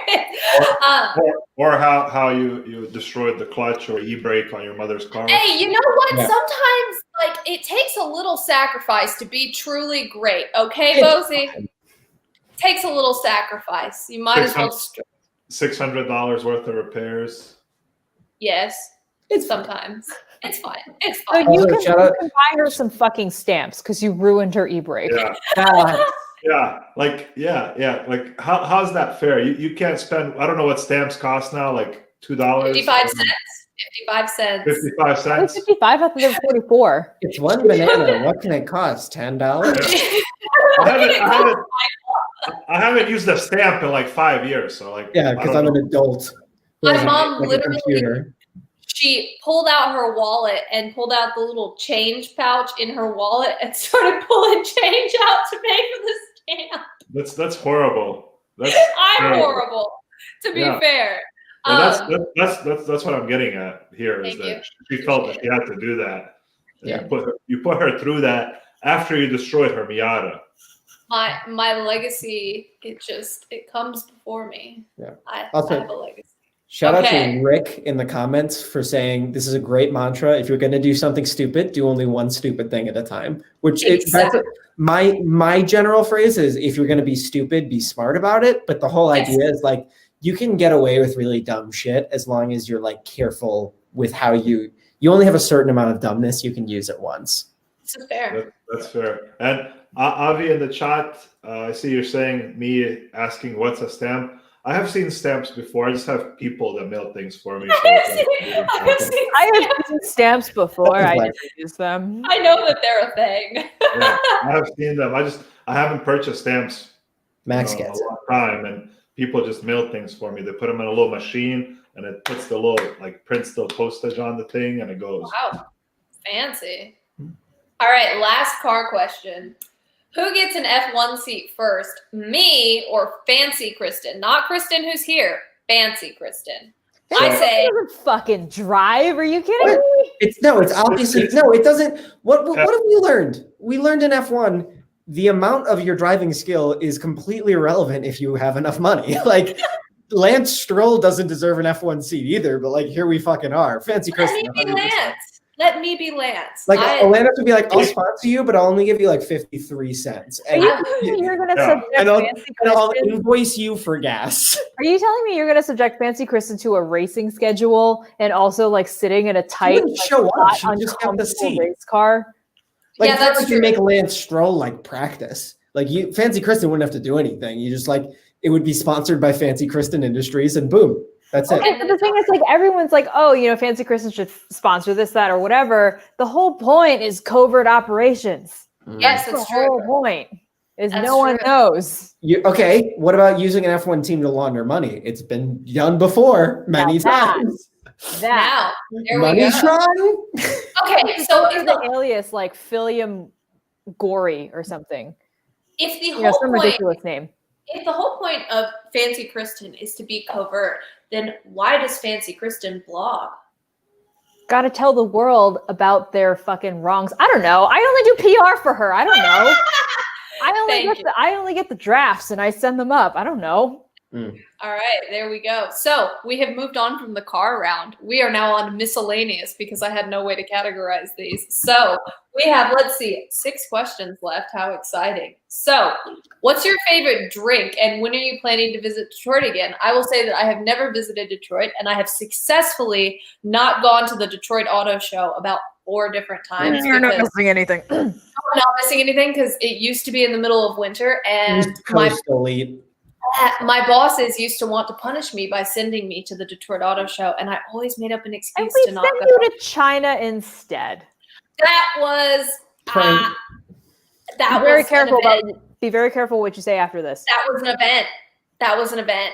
Man, that food was amazing, wasn't it? I do appreciate Jalopnik's commitment to the bit of just making sure the writer that will hate it most has to do something. Like I can never get out of my head in your goodbye post, Kristen's Balaban's point about like you said that you get seasick and he was like, you're our chief boat correspondent. Just because that's who Balaban is. Yes, and they were like, okay, Alanis struggles in New York City. So we're going to send her to the other side of the world and put her in a race car. Where they don't speak English. Oh, my God. Oh, my God. What? Yeah. So anyways, there's been some East Coast elite slander coming from Kristen. Detroit's lovely. Midwest represent. I will go back, I'm sure.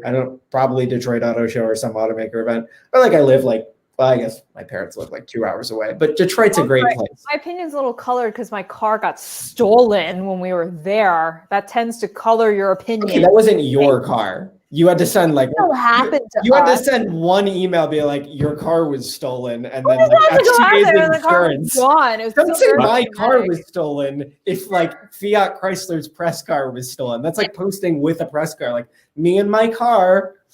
It was a Oh, press you know car. what? On the topic of cars getting stolen, Mac, why don't you illuminate the topic? Well, that's what I'm Apparently, saying. you're the If you're expert. saying, oh, Detroit's trash because my car got stolen there, wasn't your car. Mine got stolen in Brooklyn. You know how it happens. And apparently you still have glowing things to say about New York City, so you It's are the fine. tool.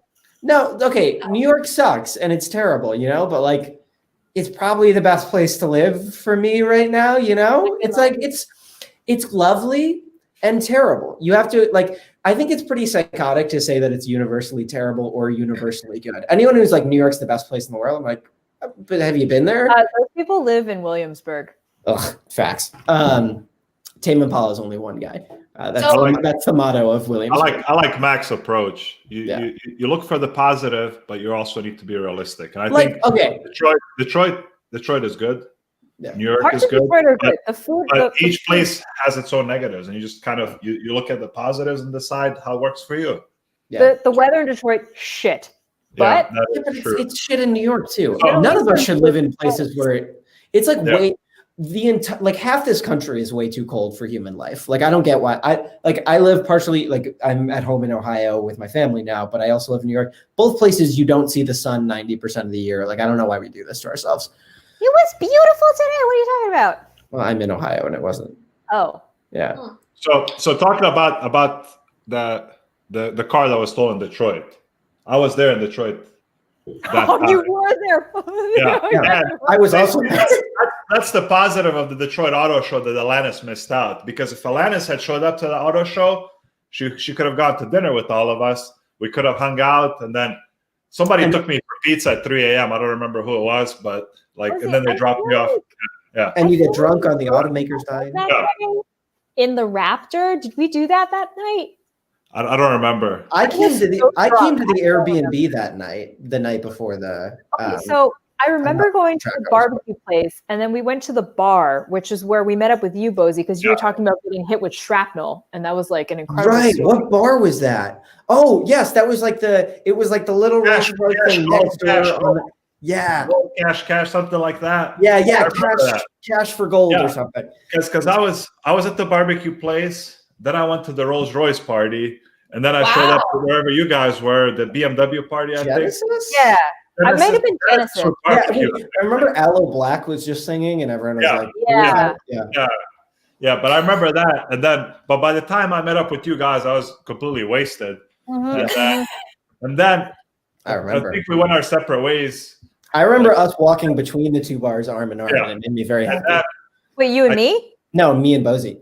Oh, okay. Yeah. So, Bozi, we have gotten a request for the shrapnel story.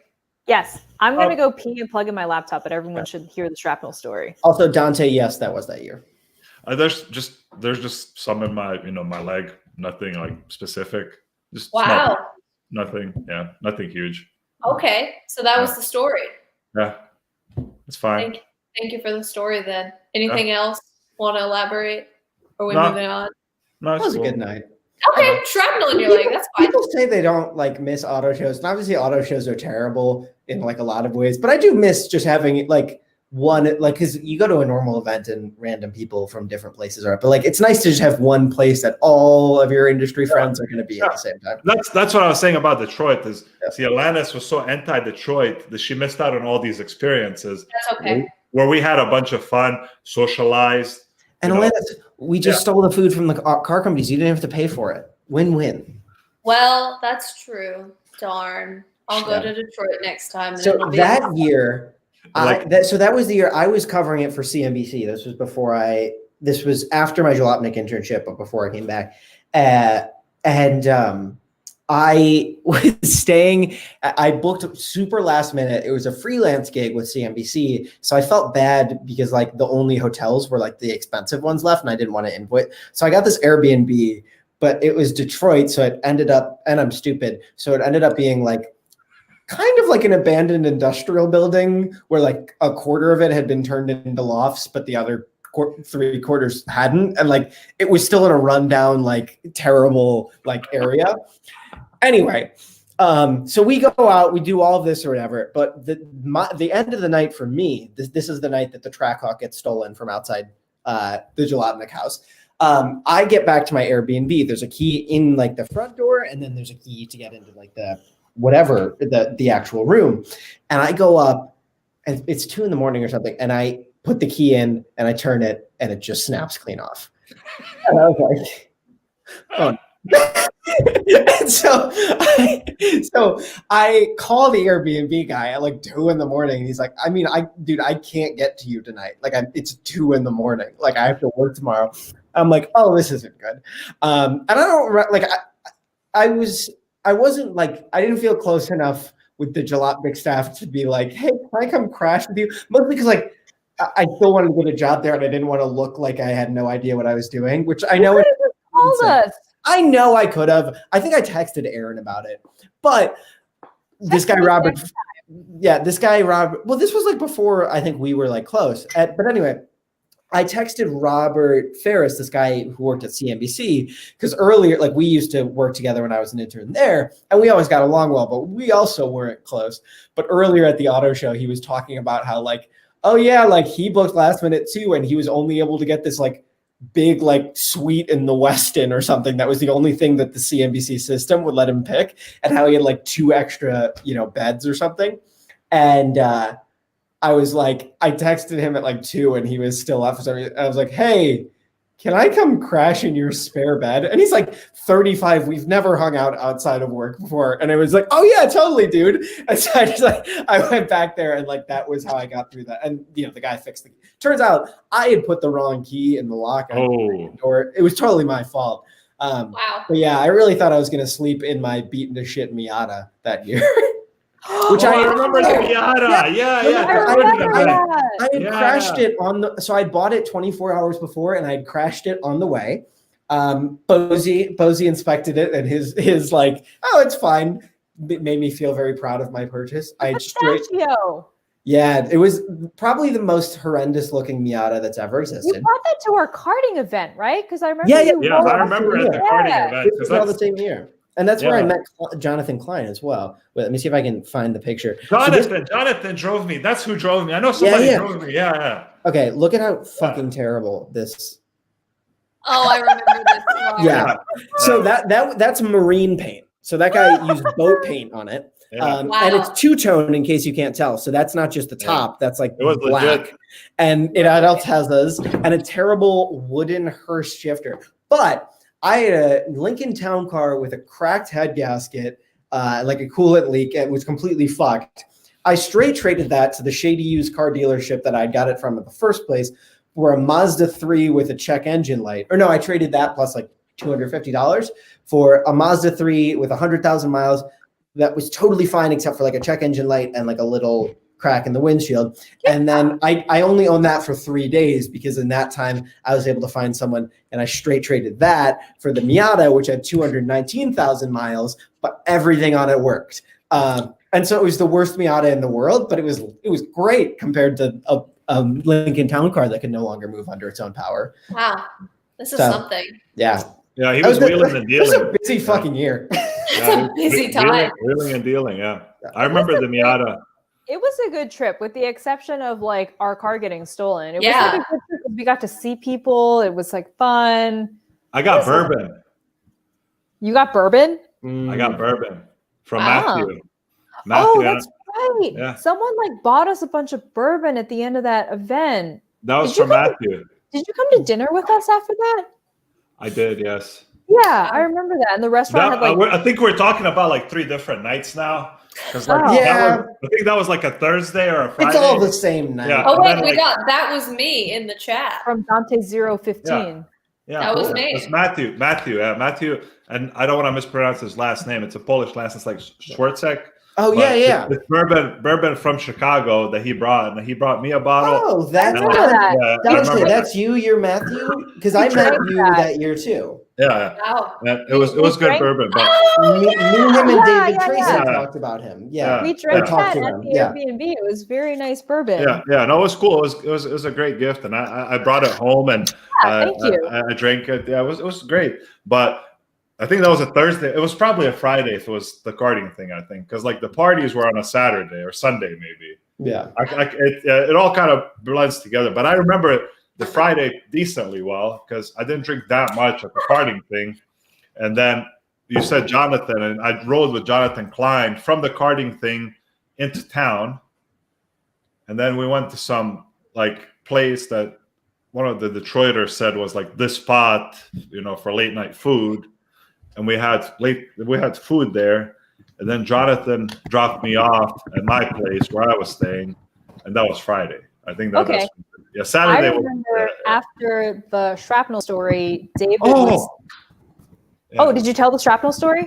He said, I have shrapnel in my leg. And it ended. That was it. But we went to David's house. That's what you said, David. And I just remember we went to David's house. Yes. I remember this because I don't know if it was before dinner or after dinner, but I remember we went to David's house, went inside the house, went into his kitchen, and there was a gearbox open in pieces in the kitchen. And like, I'm half drunk, but like I hadn't worked on one of these gearboxes before, and I was like, can I check it out? He's like, yeah. So I'm like there, just still like my whatever clothes I had, and like the case is open. I think it's maybe a 4-speed, like for some Jeep or something. But then I started like playing with the gears, checking out how everything works, and then I smelled like gear oil for the rest of the night. But there was a gearbox half open, just chilling in his kitchen. This is such an on-brand story. Yeah. See, but that was like, I think that's part of the great thing about when you get to see all these people at auto shows too, especially when you're new in the industry. It's like the only way to meet people and put your face out. Oh yeah, I cut class to go to auto shows when I was in college. Actually, I went to I cut class and faked press credentials, kind of. Not I just like submitted for a blog that hadn't published anything in like 2 years or something. And that's where I met Camille, who introduced me to Bozi at this like crazy Cadillac party where I distinctly remember talking about how they very obviously paid people to be there because they were like, it was just a bunch of like crotchety old automotive journalists. Remember at Cadillac House, if you remember Cadillac. Yeah. So that's the very schwoozy like midtown, like we're in Soho now. Bullshit. Soho. It was in Soho. Jesus, sorry. This was before I was a New Yorker. And I was like, all of it's midtown. But your Ohio is showing. I know. But we were talking about how because it was just like crusty old auto journalists and then like 20-something Brooklyn hipsters dressed in like beautiful, like designed outfits or whatever. I'm like, so they paid models to be here. Oh yeah. Interesting. Just to vibe, just to be like, hey, pretend Cadillac's cool and young. And they were like, what's a Cadillac? And then they got there. Oh my God. When I did like some PR work for Cadillac once upon a time, like one of my jobs was taking out press loans for influencers. And how did we build the influencer list? We were given a list and we went to all of their social media accounts. We made a spreadsheet of how many followers they had. That's it. Sick. Wow. That's fun. Agency life. #agency life. Wow. Yep. Exciting. And then after we got them the loan, because I was in charge of loans, so I was working with Pierre and Eric. So I knew Pierre and Eric before I even like started writing or anything. So who are the New York fleet people for people who don't know? Yes. People. So like there was a shitty fleet for the influencers and Pierre and Eric's fleet was for the media. So it was like always like the top trim, the super nice ones. Inevitably, the influencer fleet would get all booked up. So the word from the Cadillac client was, oh, just put them in the media fleet. It's fine. So I had to deal with Pierre and Eric. And when these people got their loans, we would have to track their social media and see if they made any mention of Cadillac on their Twitter or Instagram or whatever. It was never an obligation. It was just nice if they did. And like these fucking posts, man, it's like these influencers sitting on the hood being like, got a Cadillac this weekend. I was just like, fuck this job. Fuck this job. So bad. That doesn't sound fun. But I remember New York. I remember meeting Mac. We met, I don't know if we met at the show or if we met at the met like at like the show had just ended and some so it was automakers at the having a Kia little party. cocktail. I remember you were at the Kia party because it was the New York show. So it was straight from like the second day of the show. Everybody goes to the Kia party and then spreads out to wherever they're invited. And I remember there, Camille's like, "This is Mac. Yeah. He's with CNBC." Yeah. And then I was like, "Hello, Mac." And then we spoke, and then then we became friends, and it grew from there. And the worst decision you've ever made in your life. Our best Happy to be intern. here. I enjoyed it. Then we just started walking, and I remember you were young. Being dragged to that, and like in the Uber into the Porsche party, I was like, "Oh my god, I'm going to parties with automotive journalists. I made it." And now you know how fucking lame it is. Yeah, but I wouldn't. But it was fun. We hung out. We ate pretzels. So if you 4 or 3 show up at those parties, I will go. That's like Or we just host our own party at the Olive Garden Times Square. As yes, thank you. The Times the Square. Rodin Bislopnik charity ball.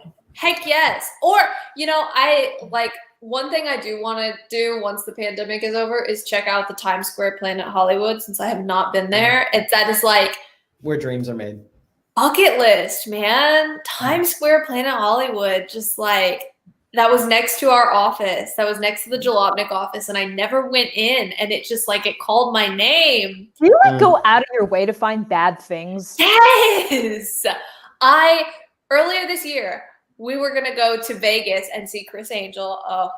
Had to cancel that trip. Really sad. By the way, I think it was Brendan McAleer. It could have been someone else that put in the chat earlier, and it was during a busy time. I couldn't drive. They said Vulture was Chris Angel's dad, and that makes sense.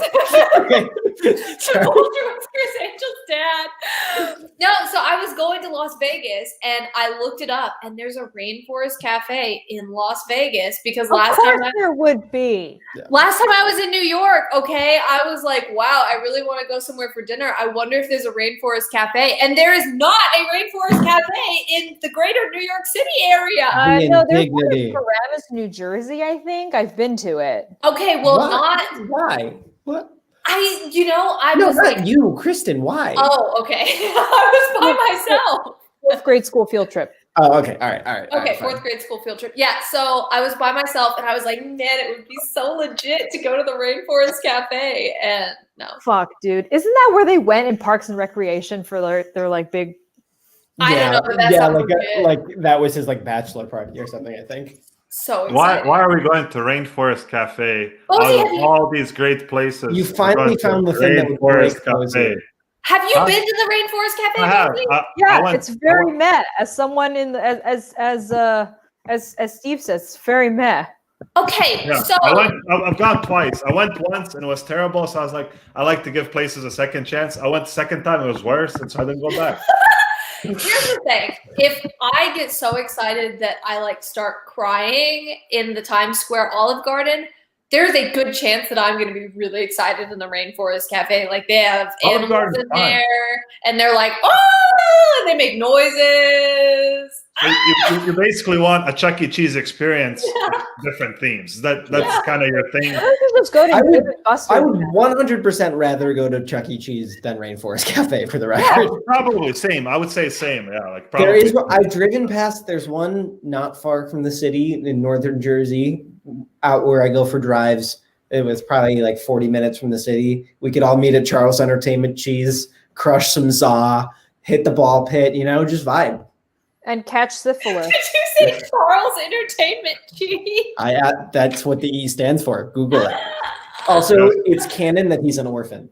Oh my goodness. Someone said 100 minutes. We went way over the suggested hour.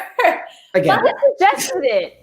Max, well, maybe because I was like, I don't want people to be like, 2 hours. I can't watch them for 2 hours. That sounds terrible. Yes, we can. Again, if you're still here, that's on you, guys. I don't know what to tell you. Hey, listen. We're entertaining. Don't downplay it. If we have an audience, we sell our audience, and we may try to grow it. Don't downplay this. We need to, we just keep going. Exactly. Yes. Thank you. Wow. Exactly. Don't downplay. if you're doing something positive, people appreciate it and they enjoy it. I Then you just agree. keep doing the positive and don't put yourself down, but just keep going. If you have the time, you keep going. Haters. Yeah, exactly. And like, speaking of positive, I've had a positive experience with Squarespace, the sponsor of today's episode. Squarespace is the one-stop shop for domains, websites. I watch enough edutainment YouTube that I can segue right into ad rolls. Good work. Good Okay, work. what else do you have on that paper, Alanis? Okay, so we have a couple more questions. So like 2 or 3. The next question is Carmen, ranked. Bozi and Mack, the best ones. Yeah, There. absolutely. I mean, that's done. That's done. Next That's question. done with the list. Yeah. I would Worst- say both I would say Matt. best, me and Bozi. Worse, everyone else. Everyone Yeah. else. I think Wow. that's reasonable. That's reasonable. Yeah. Yeah. Okay. Wow. Next question. Okay, then we have, we're adding a word here. Hottest Carmen ranked. I will say that Chris Angel He's has, not a car. he has a C6. Okay, he has a C6 in That's- his garage. I have that's- seen that's- other that's like- things in his that's garage. like- That's he has a a- Viper. He has a Viper. Chris Angel has a Viper. He has the That sounds like garage. he picked up one motor trend Yeah, in he- 2005. Yeah. Thank So you he has to the the garage. chat, He has the FYI. garage of like a regional VP for some like furniture company. He's not a car dude. Like Hey, he just looked at a magazine. He's like, that looks fast. I'm gonna buy it. So he Hey, doesn't no, care. you don't know. You do not know Chris Angel's inner workings. And Bozi, I would like for you to not make assumptions about my man. Why would he even Your need a man? car? Can't he I thought the whole thing is he can like fly. He's done all these stunts. Yeah. Why does he need a car if he can Yeah. fly? Because he appreciates the car. That is a sign of a true car man. Matthew drops in Guy Fieri. That's a good point. He's fucking hot. Dude, get a man who will take you to Flavor Town. Thank I would you. say- Shit. So I would also, listen, I'm not gay, but also, have you seen Charles Leclerc's cheekbones? Like, come on. Like, what are we Charles doing here? Leclerc, 100%. have you seen his posts on the internet Oh, no. and his quotes? Oh, no, wait. Don't Have tell you me. seen don't the te- things he says? Don't tell me he's an F1 driver. Fuck. Yeah, he's an F1 driver. I'm Oh, sorry. no. Does that mean he's terrible online and says a bunch of problematic shit? Yes. Yes. Why is it all? God, Problematic things. cut myself on those cheekbones. Damn. Yes, you right? could, actually. Okay, Yeah. someone said, how did Mac pronounce Guy Fieri? It's Guy Fieri. It's not Fieri. Fieri. How It's a Fieri. Alanis, yes. Thank you, JR. Alanis, yes. I don't know what that's in. 97. He's a baby. who? Chuck. He's my age. Oh, Chuck. He was born in 1997. I'm a 97 baby. Babies. I Oh, came wow. to America in 95. All right, well, hold on. Mac, are you old enough to be in this chat? Yeah. It's my bedtime pretty soon, but Yeah, mine too, I actually. had 2 whole Cokes today. Wow, congratulations. Oh my God. Okay, here we go. Another one on the subject Zoomers in of the chat. men. Holla. hello. Another one on the subject of men, and the question from Brad is, why are men? Ooh, the question of the ages. Ooh, why are men? I don't know. I think the fact that we're asking this question is the question itself. I mean, why? Why are men? Why? Like, I think that's the answer. Just why? I feel like all men were just sort of trial and error, working on getting better, working on getting better, and then finally, after how many thousands of years of human history recorded, finally Yes, we got our 2 Brad. good ones, me and Bozi, and that's it. Wow, we got 2 good Yeah. ones. We got 2 Yeah. good ones. That's And the answer, I The think. crazy yeah. thing is, like, me and Bozi are still kind of garbage too. So I'm not. No. No, Bozi knows. No, Bozi is. I'm look at this right here. Yeah, Look I- at this. I want to point out, Yeah. crazy that Bozi's headphones don't have any wires on them. It's almost like they're getting their power from some sort of electric device. Have you not heard of Bluetooth? Ah, Bluetooth wireless pretty sure signal. Bluetooth needs some sort of power, and I don't know where that's It has- coming from. It has batteries inside. That's crazy. It has. Pretty I tried to use my husband's Bluetooth headphones once, and I don't know how to Bluetooth, so I was like, and then I just put them back. Alanis, you are the most boomer fucking millennial Yeah, I've yeah. ever met. I said that the other day. I don't know what we were talking about, but I said she lives like a retiree, and like not even like a regular retiree, like a lame retiree that like is still saving money at 87. Like what are you saving money for? Coupons and stuff like that's her. Yeah.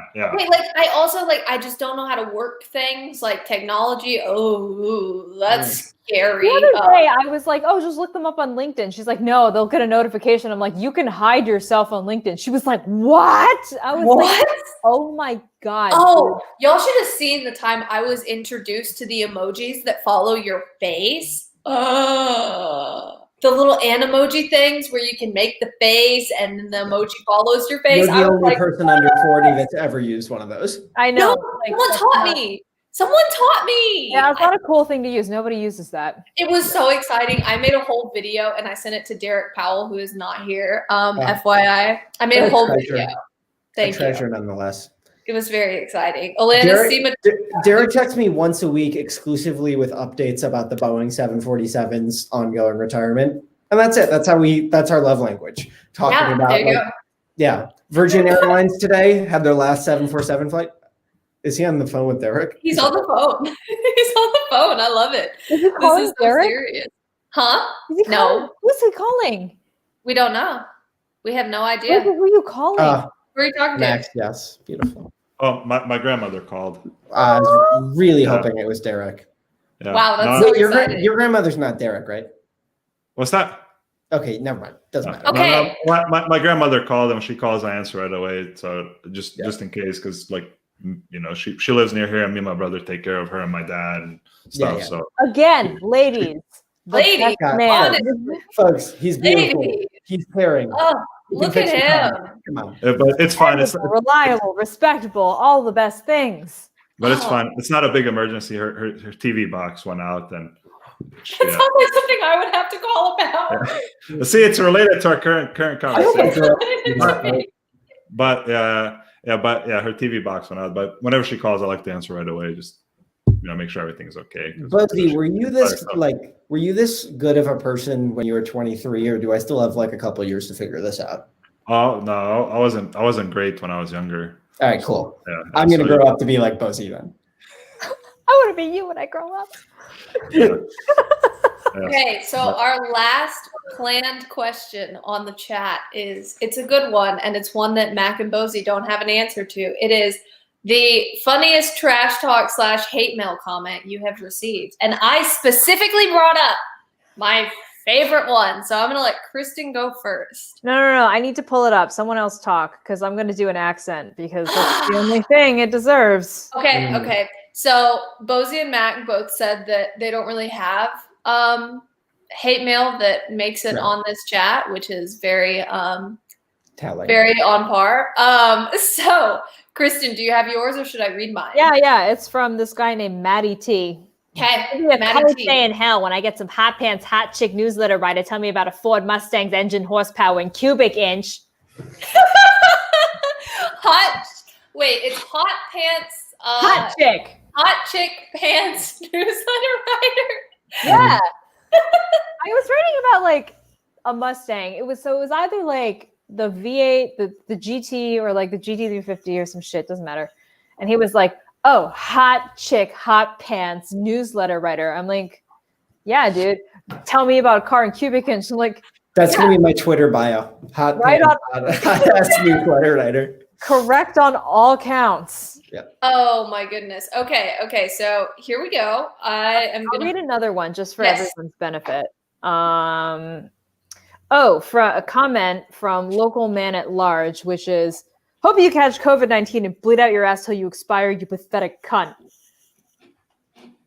Oh. But didn't he censor? Yes, he censored out cunt.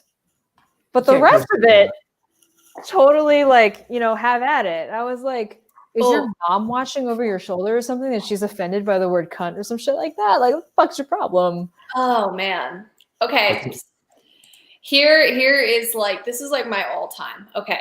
Ready? Oh, shut the fuck up, Alanis, you cunt. No one wants to hear your feminazi SJW whining. Now move along and let the men do the car coverage, because no one wants to hear your dumb womanly opinions about a sport you don't know anything about. Wait. Fucking women never know when to shut up. It's the 1930s, and the women only have a fucking period, and they don't know how to ride a cars. Oh my God, it is art. Just fucking women. Fucking women. Oh no, fucking women. Yeah. It's like women. It's like bitches. Come on, use the right vernacular here. Yeah, like honestly, you could have gone a long way with this one, and you just it was just like fucking women. ... Never know when to shut up, and I was like, okay. So what is it with boomers who don't know how to use a period and instead will it's just like a bunch of dots? Yeah, will articulate pauses with ellipses. What the fuck is that? What the fuck is that? I don't know, but honestly, like I feel like we have also it's because they're mouth breathers and they've run out of breath. I'm a mouth breather, and you know what? In all of the children's cartoons, mouth breather is always the insult because they can't use like actual mean insults because it's children's cartoons, so they always call people mouth breathers. I'm a mouth breather. Alanis, I don't know if you know this, that kind of proves an organ in the middle of your face that helps you breathe.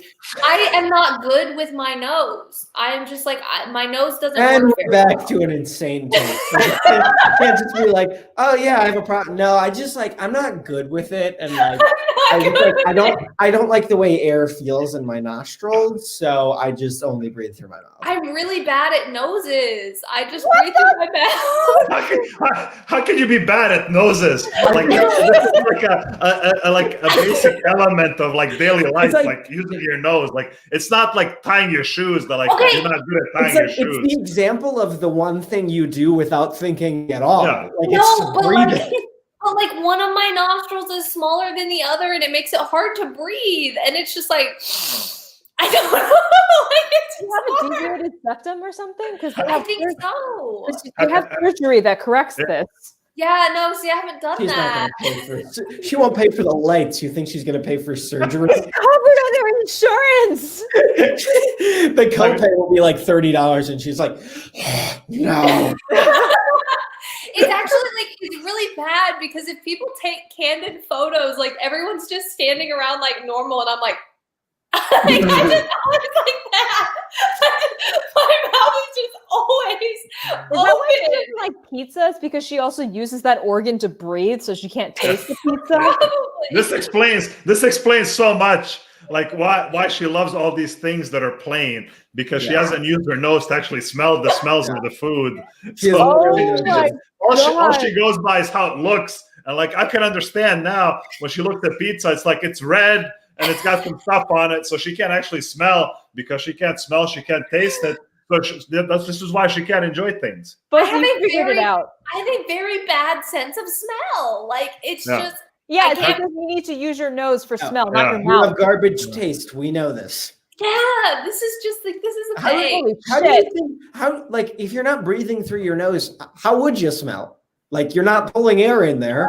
So like, what would make things smell? You have to do a little work there. Yeah, you see how my mouth is open while you're talking? Yeah. That's me breathing. Mm. Well, you have to open your mouth to talk. I mean, you can't. No, but like when I'm not talking, my mouth just like kind of rests like this. This is how I breathe. So if I was making in all seriousness, like next time you go to your physician, be like, hey, I haven't used my nose since I was like 6.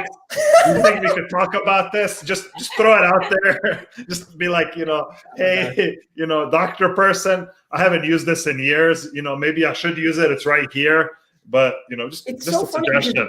You have such insane opinions on everything that I often be like, of course she'll have a take on this. But I would use as an exaggeration, like, of course she has a weird thing about breathing. And you're like, yeah, I just don't use my nose. Like, God, we're off the rails. Like, there's just nothing you can talk about. Like, I'm sure she has a weird chair opinion, and like she have you seen my chair? Can you see it's falling apart? And I haven't bought a new one. It's falling apart, and I haven't bought a new one because that costs money. So you can see that it's like all messed up. I'm like speechless. Yeah. Welcome to my home. I don't like know what to say. Imagine not wanting to pay to put on your lights, but wanting to buy a car built by Lotus. Just like, God. Priorities. I mean, it's all about priorities, okay? Like, I don't know. I'm just trying to process all of this right now. Yeah. That's all that's that I have, but it's a lot. I'm so sorry to have left everyone speechless. This is just that's fine. As Will said, almost 2 hours of insane takes. Yeah. Yep. This is insanity. Happy to help. Yay. Okay. So anybody in the chat, do you have any last minute things you want us to talk about before I just turn everyone's brains to mush? Because everybody has to like wake up in the morning and do things. And I don't want to turn your brains to mush before you have to do that. So if you have questions in the chat, hit us up. And if not, we're just going to like chill for a minute and then we should let y'all go because we've been here for 2 hours. We could do worst auto fandoms. I'll wear my fuzzy hat. Yeah, you haven't worn your fuzzy hat.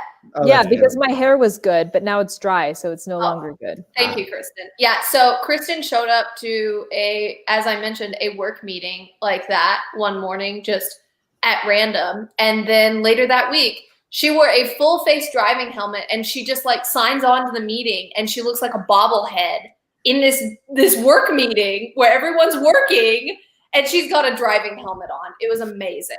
Yeah, it was good because like, you know, and we see Portia again. Yes, you can. I'm going to go get Portia. Talk amongst yourselves while I get her. Thomas Hundell asks, what's the funniest way a press car is broken on you? We had an aviator that had the interior door open button fail into the door or fall into the door.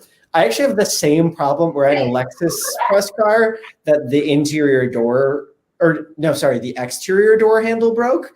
So I couldn't get I could get into any of the doors but the driver door. So I had to climb in through the passenger door and then open the door and then walk back around the car or climb over. And that was funny.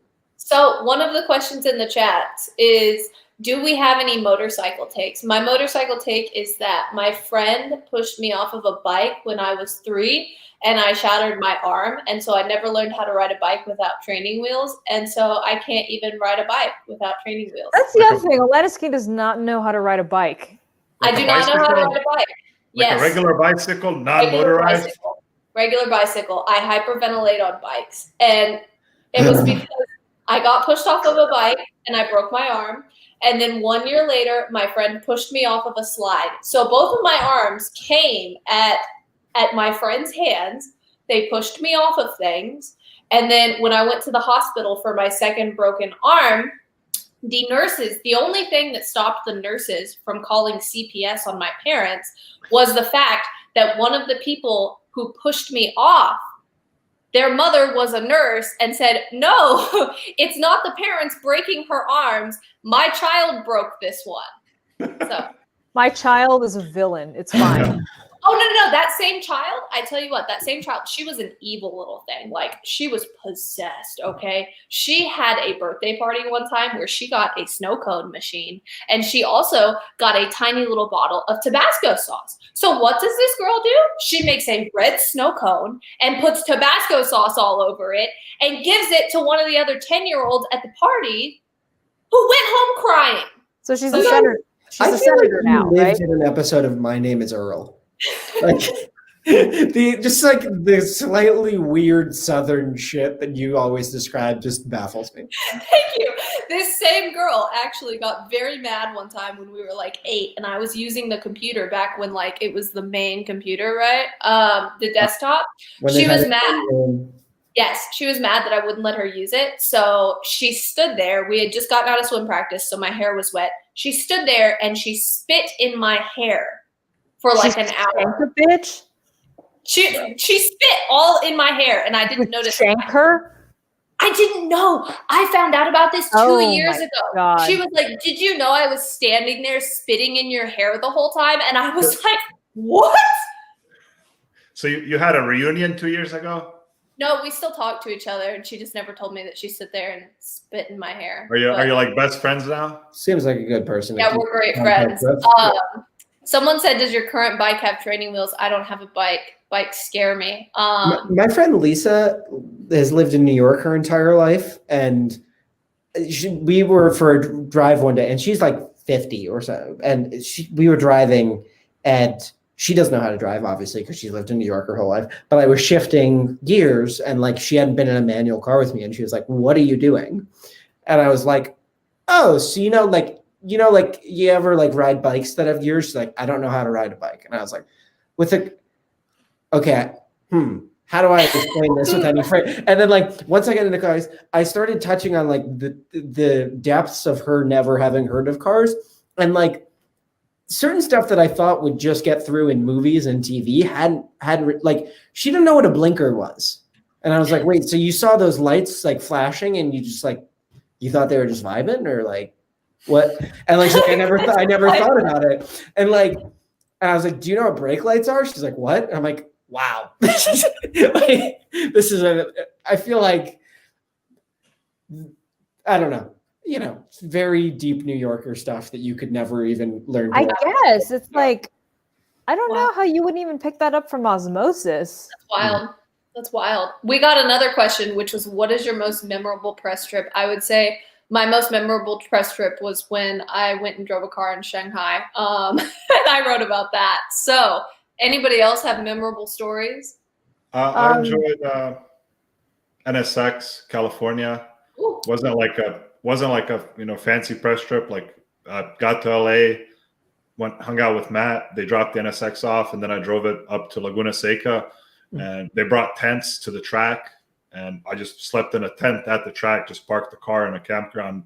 They had the tent there, and just slept there the whole weekend and watched some racing. Then got back in the car and went to the airport. It was nice. Wow. Anybody else? Go ahead. I went on a trip for Breitling where they introduced me to the Breitling Jet Force team, and we went flying in some jets. That's fucking awesome. It was fucking awesome. And they were like, okay, so we're going to go up in these 7 training jets now. They were the L-39 Albatross training jets. So we went up, and the pilot did a fucking loop-de-loop, and I was like, oh my God. And he was like, you know how many G's we just pulled? We pulled like 4. I was like, and then he was doing like corkscrews, and he was singing the French national anthem. He was French. And so the first corkscrew, I was just like, holy shit. And then we're like, write it. He's like, okay, we're going to do some more. So we like did some, corkscrews.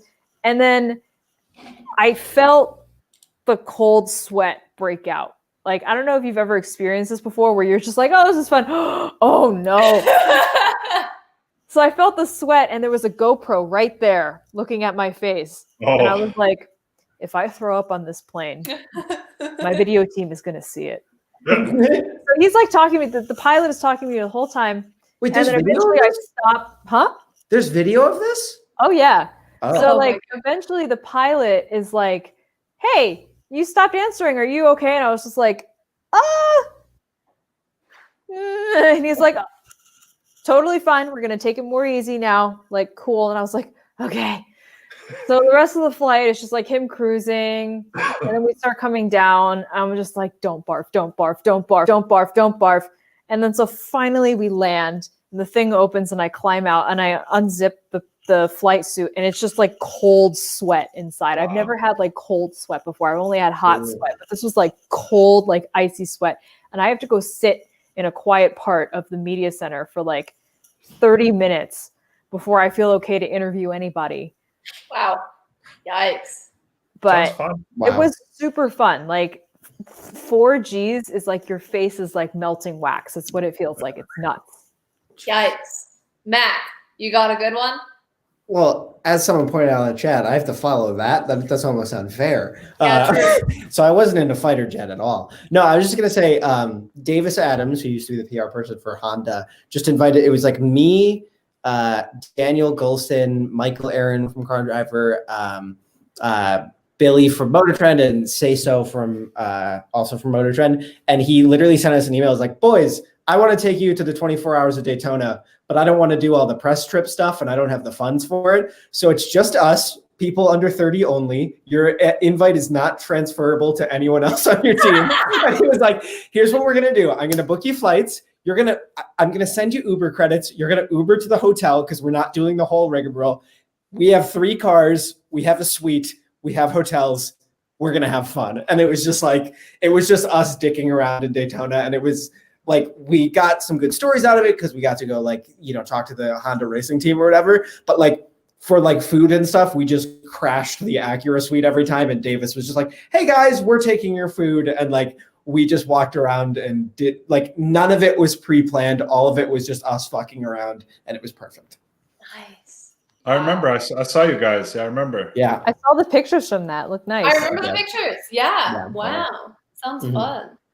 I can't remember any fun ones off the top of my head because I usually, when I go on a press trip, I just stand in the corner and I try not to talk to anyone because if I end up talking to people on press trips, it's like some guy comes up to me and he's like, "You remind me of my granddaughter." And I'm like, "Oh, God."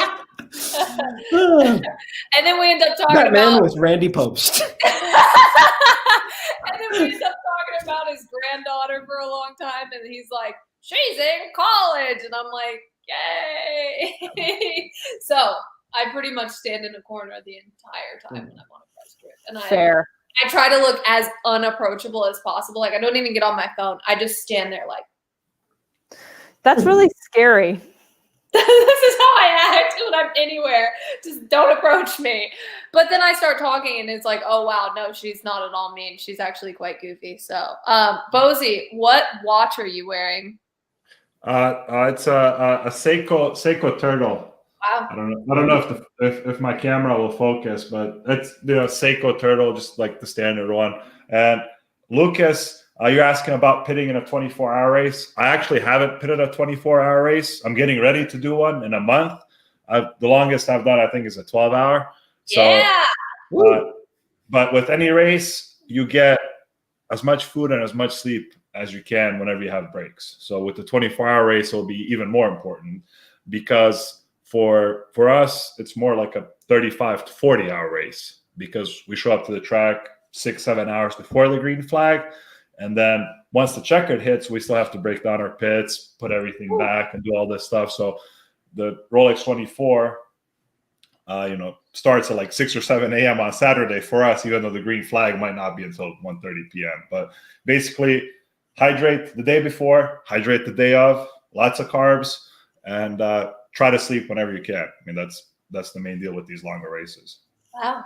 We will be cheering Bozi on. All right. Well, it is 9:11, which means it is almost time for me to go to bed. And this is past your bedtime. It is actually past we don't entertain Central Time here. Yeah. There are only 2 time zones in the U.S. We know this. It is 10:12 then on the East Coast, which means it is time for my bed. And we have been here for amazingly 2 hours and 12 minutes, which is crazy. That's incredible. Wow, thank y'all so much for coming.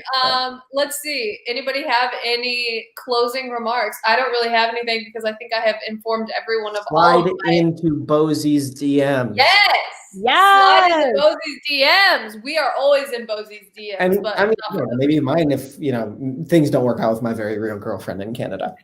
Mack is also a dream. Mack is so sweet. Mack will treat you right. Everyone. Mack will That's my girlfriend in Canada. Mack is so nice. He gave me a kidney last year. Like I didn't even ask. He's just like. And I gave Alanis the other one earlier this year.